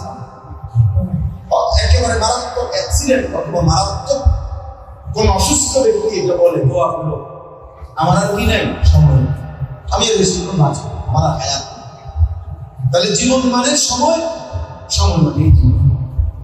এই জন্য হায়াতের কথা সময়ের কদর করা, সময়কে বুঝা, সময়ের কদর উপলব্ধি করা অনেক বড় নিয়ম, অনেক বড় নিয়ম, অনেক বড় নিয়ম। ইমাম শাফি রাহমাতুল্লাহ আলাইহি বলছেন, আমি সারা জিন্দেগি বুজুর্গদের কাছ থেকে যা অর্জন করছি, সেই অর্জনের মধ্যে শ্রেষ্ঠ যে কথা আমি শিখছি, একজন বড় ইমাম মুজতাহিদ তিনি বলছেন, আমি আমার সারা জিন্দেগি ইলম শিখতে গিয়ে আল্লাহ ওয়ালাদের কাছ থেকে যা শিখছি, তার মধ্যে সবচেয়ে বড় যে কথাটা শিখছি সেটা হলো আল ওয়াক্তু সাইফুন, সময় হলো তরবারির মতো, ইনলাম তাকতাহু তাদআকা, তুমি যদি সময়কে না কাটো সময় তোমাকে কেটে যাবে। অর্থ হলো তুমি যদি তোমার সময়কে না ভাগ করো কাজের জন্য, নিজের জিন্দেগির জন্য, তাহলে সময় তোমার কাটতে কাটতে পার হয়ে যায়। আমাকে হিসাব করতে হবে, আমি 20 মিনিটে খানা খাইতে, আমার টার্গেট আমি 3 ঘন্টা বিশ্রাম করি, ঠিক 3 ঘন্টার ব্যবধান আমার উঠতে হবে। এর জন্য আমার মোবাইলে যত রকমের অ্যালার্ম দিতে হয় আমাদের দিতে হবে। আমার ফজরের নামাজের আমার 4:45, তাহলে কাজে 4:30 আমাকে কি করতে হবে? উঠতে হবে। এটা আমার হিসাব করতে হবে। কাজে আমার ঘুম সাফ হোক বা না সাফ হোক, টাইম কম থাকুক বা না থাকুক, আমাকে উঠতে হবে। আমি কালকে রাত 3টায় ঘুমাইছি বরাবর, তো আমি আবার ফজরের নামাজে জামাত করছি 45-এ যাব, তাইলে ঠিক আমার যে হিসাব, আমার আপনার 3টা অ্যালার্ম আছে। আমি যে বেশি দেরিতে ঘুমাই, আমার এই ছোট মোবাইল এটাতে অ্যালার্ম বাজে, আমার বিবির মোবাইলের মধ্যে অ্যালার্ম বাজে, আবার একটা গড়িওয়ালা খুব আওয়াজ, ভয়ঙ্কর আওয়াজ, ওইটাতে অ্যালার্ম সবগুলো বাজায় যায়। কারণ যখন ঘুমাই তখন আর থাকে 1 ঘন্টা বাজে, কখনো 50 মিনিট সময়, আবার এতক্ষণ বইও দেখতে পারি। মানে এই একটা ঘন্টাতে বসে থাকবে শরীরের পক্ষে এক সারাদিন মেহনত করে গিয়া আর খুলে দেওয়া পারে, তাই কিন্তু আমাকে তো উঠতে হবে, এটা আমার জিম্মা।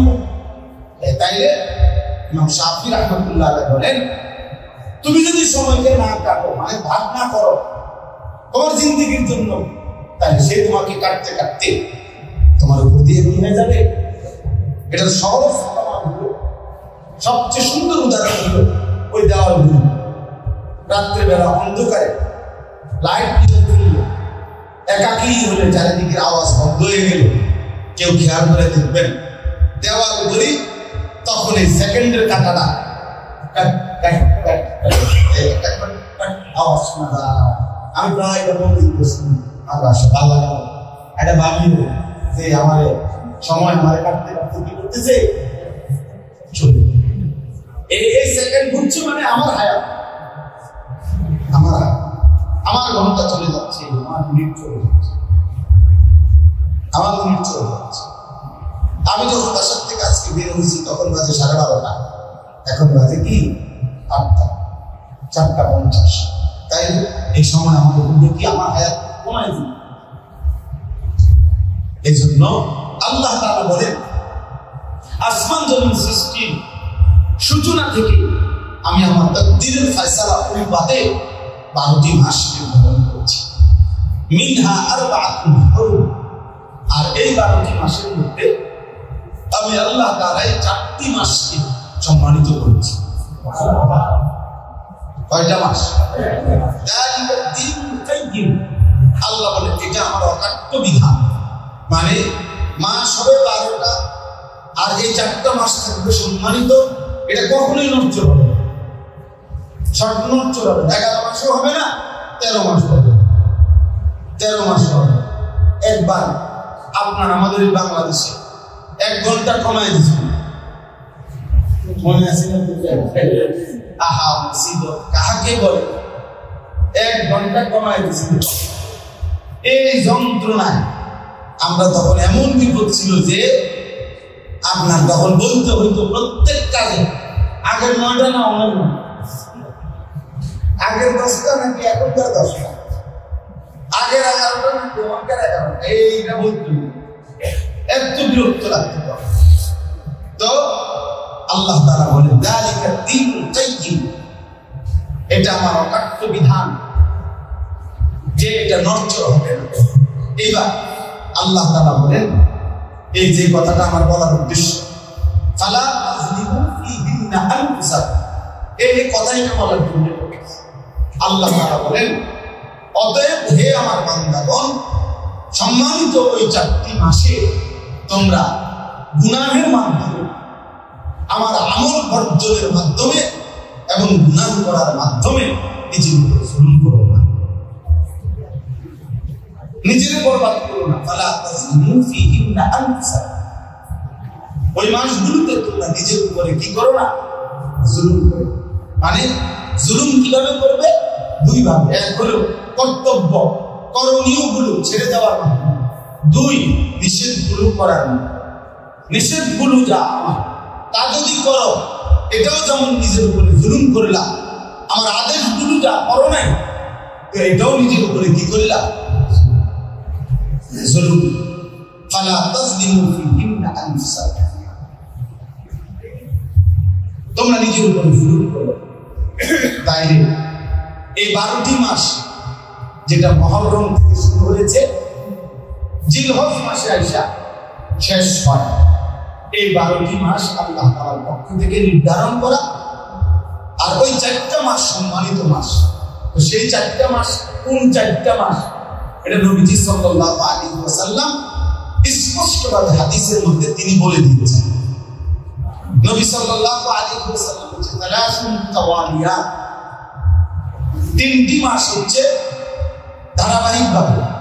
নবীজি সাল্লাল্লাহু আলাইহি ওয়াসাল্লাম বলেছেন, 1 নম্বর হলো যুলকাদা, যুলহজ্জা ওয়াল মুহররম, এই সিরিয়াল। এই এখন জিলহজ মাস শেষ হওয়ার পথে।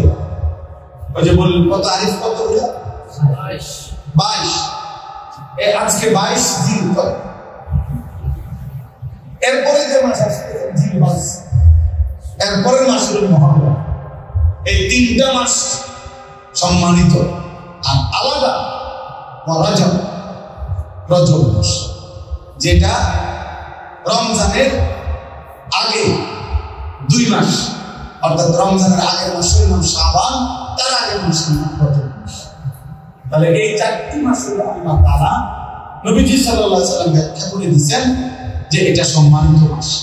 আল্লাহ বলেন, তোমরা এই মাসগুলিকে বিশেষভাবে, সারা বছর তো আছেই হুকুম, আবারও বলছি বান্দা, এই পবিত্র সম্মানিত মাসগুলিতে গুনাহের মাধ্যমে নিজের উপরে জুলুম করো না। আমার আদেশ, আমার কর্তব্য কাজ তোমার ছেড়ে দেওয়ার মাধ্যমে নিজের উপরে জুলুম করো। একটা জরুরি কথা মনে রাখতে হবে, আল্লাহ তাআলার প্রতিটি আদেশ পালন না করা নিজের উপরে জুলুম করা। আল্লাহ তাআলার প্রতিটি নিষেধ আমি কিংবা করা, এটা নিজের উপরে জুলুম করা।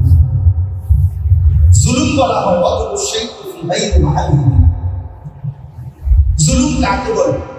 যে জিনিস যেখানে রাখার কথা, যে জিনিস যেখানে থাকার কথা, সেটাকে ওইখানে না রাখা, অন্যত্র রাখা, এটাই জুলুম।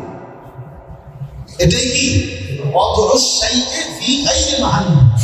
ভিন্ন জায়গায় যেখানে রাখা। আমি একজন আল্লাহর গোলাম, তা আমার জিন্দেগি থাকার কথা ছিল আল্লাহর হুকুমের অনুপাতে করা। তিনি করতে বলছেন আমি করব, তিনি নিষেধ করেছেন আমি ছাড়বো, এটাই তো আমার পরিচয়। ওই যে আমরা কিতাবের মধ্যে পড়ছি, বহু বুজুর্গানে দ্বীনের আমলে আগের পূর্বে এমন কৃতদাস ছিল, এমন আল্লাহ বলা পূর্ববর্তী জামানায় চাকর গোলাম কৃতদাস ছিল এত বড় দিনদার, এত বড় দিনদার যে সে কৃতদাসকে কোন আল্লাহ ওয়ালা বাজার থেকে কিনছে, গোলাম কিনে জিজ্ঞাসা করছে তোমার নাম কি? বলছে গোলামের আবার কোনো নাম কি? মনিব তাকে যে নামে ডাকে সেটাই গোলামের নাম। তুমি কি খাইতে পছন্দ করো? তো বলছে গোলামের আবার পছন্দ কি? মনিব তাকে যা খাইতে দেয় সেটাই গোলামের খাবার। তুমি কি করতে পছন্দ করো? বলছে না, গোলামের আবার ব্যক্তিগত সাক্ষী পছন্দ কি? মনিব তাকে যা করতে দেয় এটাই তার গোলামের কি পছন্দ। তখন ওই বুজুর্গ চিৎকার করে কাঁদছে আর বলছে, হায়, এক কৃতদাস মহান আল্লাহকে যে পরিমাণ চিনছে, বা কমপক্ষে মনিবকে যে পরিমাণ চিনছে, আমি যদি আমার মনিবকে পরিমাণ চিন্তা কত না ভালো, কত না ভালো, কত না উত্তম। আজকে তোমরা যে কয়জন যুবক আছো প্রিয় ভাই, তোমরাও তোমাদের সুস্থ সময় সবল টাইম, তোমাদের ফুললি ব্রেন এখন শার্প, তোমরা এখন সুস্থ সবল স্বাভাবিক, বুড়াও না, অসলও না, পঙ্গুও না, মাতালও না, পাগলও না, রাসিলাও না, প্রতিবন্ধীও না। তাই সর্বদিকে সুস্থ থাকার পরেও একটুর আকল, একটুর দিমাগ যাদের নাই যে আমার আল্লাহ আমাকে কি করতে বলছে, আমার রাসূল সাল্লাল্লাহু আলাইহি ওয়াসাল্লাম আমাকে কি করতে বলেছেন, এটা যা বুঝে না, একটুর বিবেক যার নাই, তার মতো পদার্থ আর কেউ হতে পারে, আর কেউ হইতে পারে। এটা নিজের উপরে নিজেকে নিজে ছোট করা ছাড়া যে আমি এমন একজন যুবক যার কোনো আকল বলবে, বিবেক বোধ, বুদ্ধি বিবেচনা বলতে কিছু নেই। নাই তো আমি তো এখন এই মুহূর্তে তো দুর্বল। আজকে যদি 90 বছরের বুড়া মানুষের খোঁজে ডান দিকে যায়, দিকে বাম দিকে যায়, সামনে গেলে ফিরে ঘুরে যায়, শরীর চলে না, নাম চলে না, তাহলে একটা ভিন্ন কথা ছিল। তোমাদের সমস্যা কি? নামাজ পড়তে তোমাদের অসুবিধা কি? আমার এই কোমরের এই দিকে, এই বাম দিকে কোমরের এই সাইডে 24 ঘন্টা কথা, একটা ফুল টাইম সারাক্ষণ কথা। আমি ইন্ডিয়াতেও, দিল্লিতে ডাক্তার দেখাচ্ছি, অনেক টাকার ওষুধ খাই, কিন্তু এটা সারাক্ষণ কথা। তাই এটা এখন 40 বছরের পর থেকে, যেদিন থেকে আমার 41 বছর শুরু হয়েছে, এই সময় থেকে আমার কোমর ব্যথা শুরু হয়েছে। আমার স্পষ্ট হিসাব আছে 40 বছরের পর থেকে 41 বছর, 1-1.5 বছরের মাথায় চশমা পড়তে হয়েছে, ছোট্ট একটা কম দিন। কিন্তু এর আগে ক্লান্তি কাকে বলে, দুর্বলতা বলবে কি, অলসতা বলতে কি, আমি তো তেমন একটা বুঝতাম। আমার তো, আমি কত সময় বলছি, আমি টানা 4.5 ঘন্টা, 4 ঘন্টা এক টানা বয়ান করেছি এবং এক শব্দ আসতে বলিনি। আমাদের আল্লাহ মাহমুদুল হক বারাকাতুহু, যিনি বাঘের গর্জন দেন, উনি যেমন সব কথাই দেখেন জুড়ে বলেন, আল্লাহ তাআলার ইচ্ছা, দয়া, এটা মালিকের ইচ্ছা ছাড়া সম্ভব না, আল্লাহ ফজল ছাড়া সম্ভব। তাহলে একটা সময় আমরা এটা ভাবছি, এরকম 4 ঘন্টা, 2.5 ঘন্টা পায়ে হাঁটা মাহফিলে আসছি, 2.5 ঘন্টা পায়ে হাঁটা ফিরে গেছি, 4 ঘন্টা, 3.5 ঘন্টা, 3 ঘন্টা ওয়াজ করছি, আস্তায় 1 লিটার বেলা 7 আপ কোকের বোতলে গুলো আগে ঠান্ডা ফ্রিজ থেকে নামাই খাইয়ে ফেলতাম পুরো।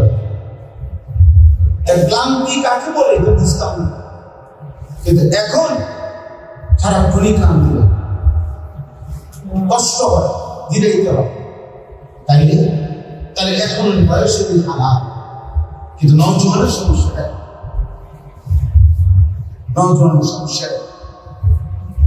এজন্য হযরত যায়েদ ইবনে সাবিত রাদিয়াল্লাহু তাআলা আনহু, বিখ্যাত সাহাবী, মাত্র 16 বছর বয়সে হযরত আবু বকর সিদ্দিক রাদিয়াল্লাহু তাআলা আনহু তাকে বলছিলেন যে কোরআনুল কারীম পুরো 30 পারা, রাসূলুল্লাহ সাল্লাল্লাহু আলাইহি ওয়াসাল্লামের লক্ষ্যের চাইতে বেশি সাহাবী নবীজির ইন্তেকালের পরে যার কাছে যেটুকু লেখা আছে, কারো কাছে কোরআন শরীফ একসাথে 30 পারা একসাথে একজনের কাছে লেখা ছিল না, টুকরা টুকরা ছিল, কারো কাছে 10 আয়াত, 1 সূরা, 2 সূরা, এরকম বিচ্ছিন্ন বিচ্ছিন্ন ছিল। তো আবু বকর সিদ্দিক রাদিয়াল্লাহু তাআলা আনহু খেলাফত আমলে উনি এই 16 বছর বয়স্ক এই সাহাবী যায়েদ, ওনাকে দায়িত্ব দিয়েছে এই সমস্ত সাহাবী থেকে যার কাছে কোরআন শরীফের যত সংকলন আছে, যেটুকু আছে, সব একত্র করবা, সবগুলোকে যাচাই বাছাই করবা, এরপরে 30 পারা কোরআন একসাথে করবা। এই পুরা প্রকল্পটা, পুরা কাজটার প্রধান জিম্মাদার তোমার বানাইতে চাই, তুমি পারবে না। তখন হযরত যায়েদ ইবনে সাবিত রাদিয়াল্লাহু তাআলা আনহু বলেন, আমিরুল মুমিনিন, আমি চাইলে এই পাহাড়টা কাইটা আরেকটু নিশ্চিত দিতে পারি।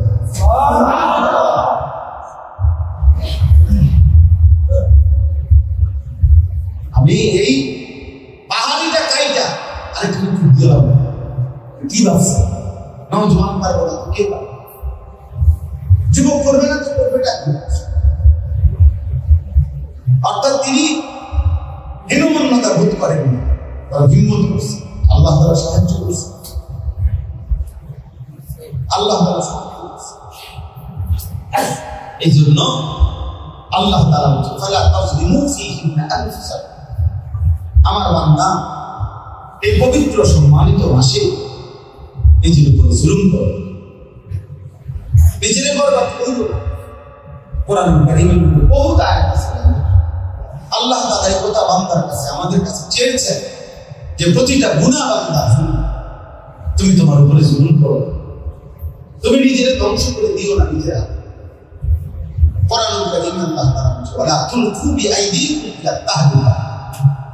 তোমরা নিজের হাতে নিজেকে ধ্বংসের দিকে ঠেলে দিও। ইয়া আইয়ুহাল্লাযীনা আমানু আলাইকুম আনফুসাকুম। হে মুমিন ঈমানদার, তোমরা প্রত্যেকে নিজেকে মজবুত ভাবে আঁকড়ে রাখো। আল্লাহ বলছেন, লা ইয়াদুররুকুম মান দাল্লা ইযা ইহতাদাইতুম। আল্লাহ বলে, তুমি যদি হেদায়েতের উপরে উঠতে পারো, ঈমান আমলের উপরে, কলিজার মধ্যে যদি আল্লাহর মহব্বত, রাসূল ভালোবাসা ঢুকাইতে পারো, সিজদার মজা যদি তুমি একবার পাও, আল্লাহকে ডাকার স্বাদ যদি একবার পাও, কোরআন পড়বার, আল্লাহর জিকির করা, আল্লাহর হুকুম মানবা, তো আল্লাহ বলছে গোটা দুনিয়া মিলেও আর কেউ তোমাকে পথভ্রষ্ট করতে পারবে না। সারা পৃথিবী ল্যাংটা হয়ে আসবে, আমার কি বুঝে? এতে বুঝে না, এতে আসবে আমার কি? আমি তো মুমিন, আমি তো মুসলমান।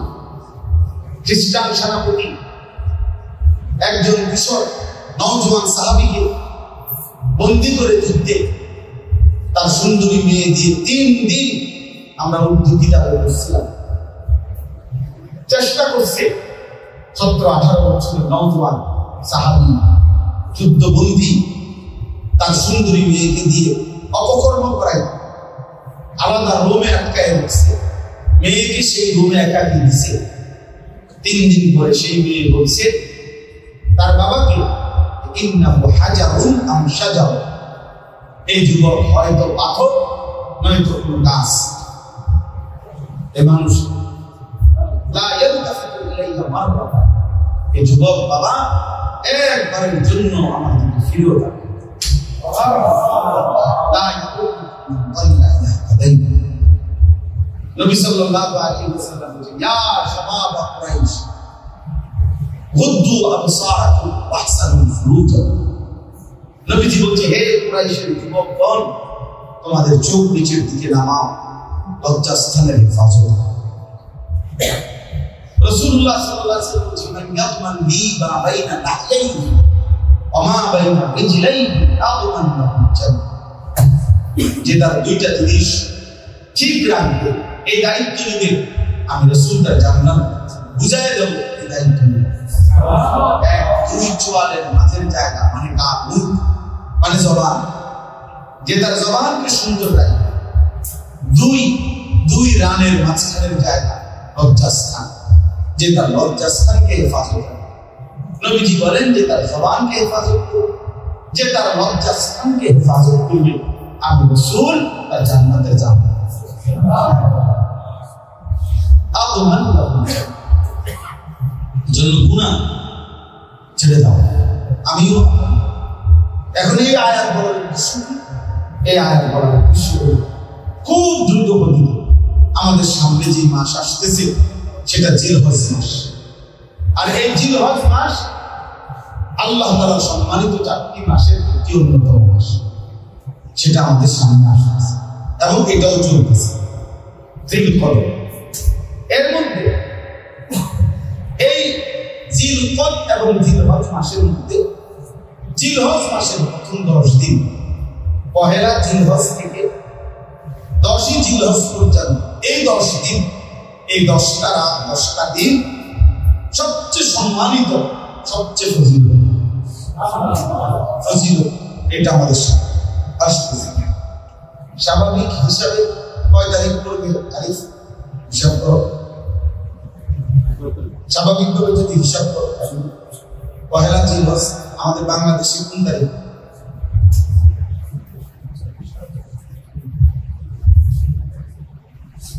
জি 28 এপ্রিল অথবা 29 এপ্রিল, মে, 28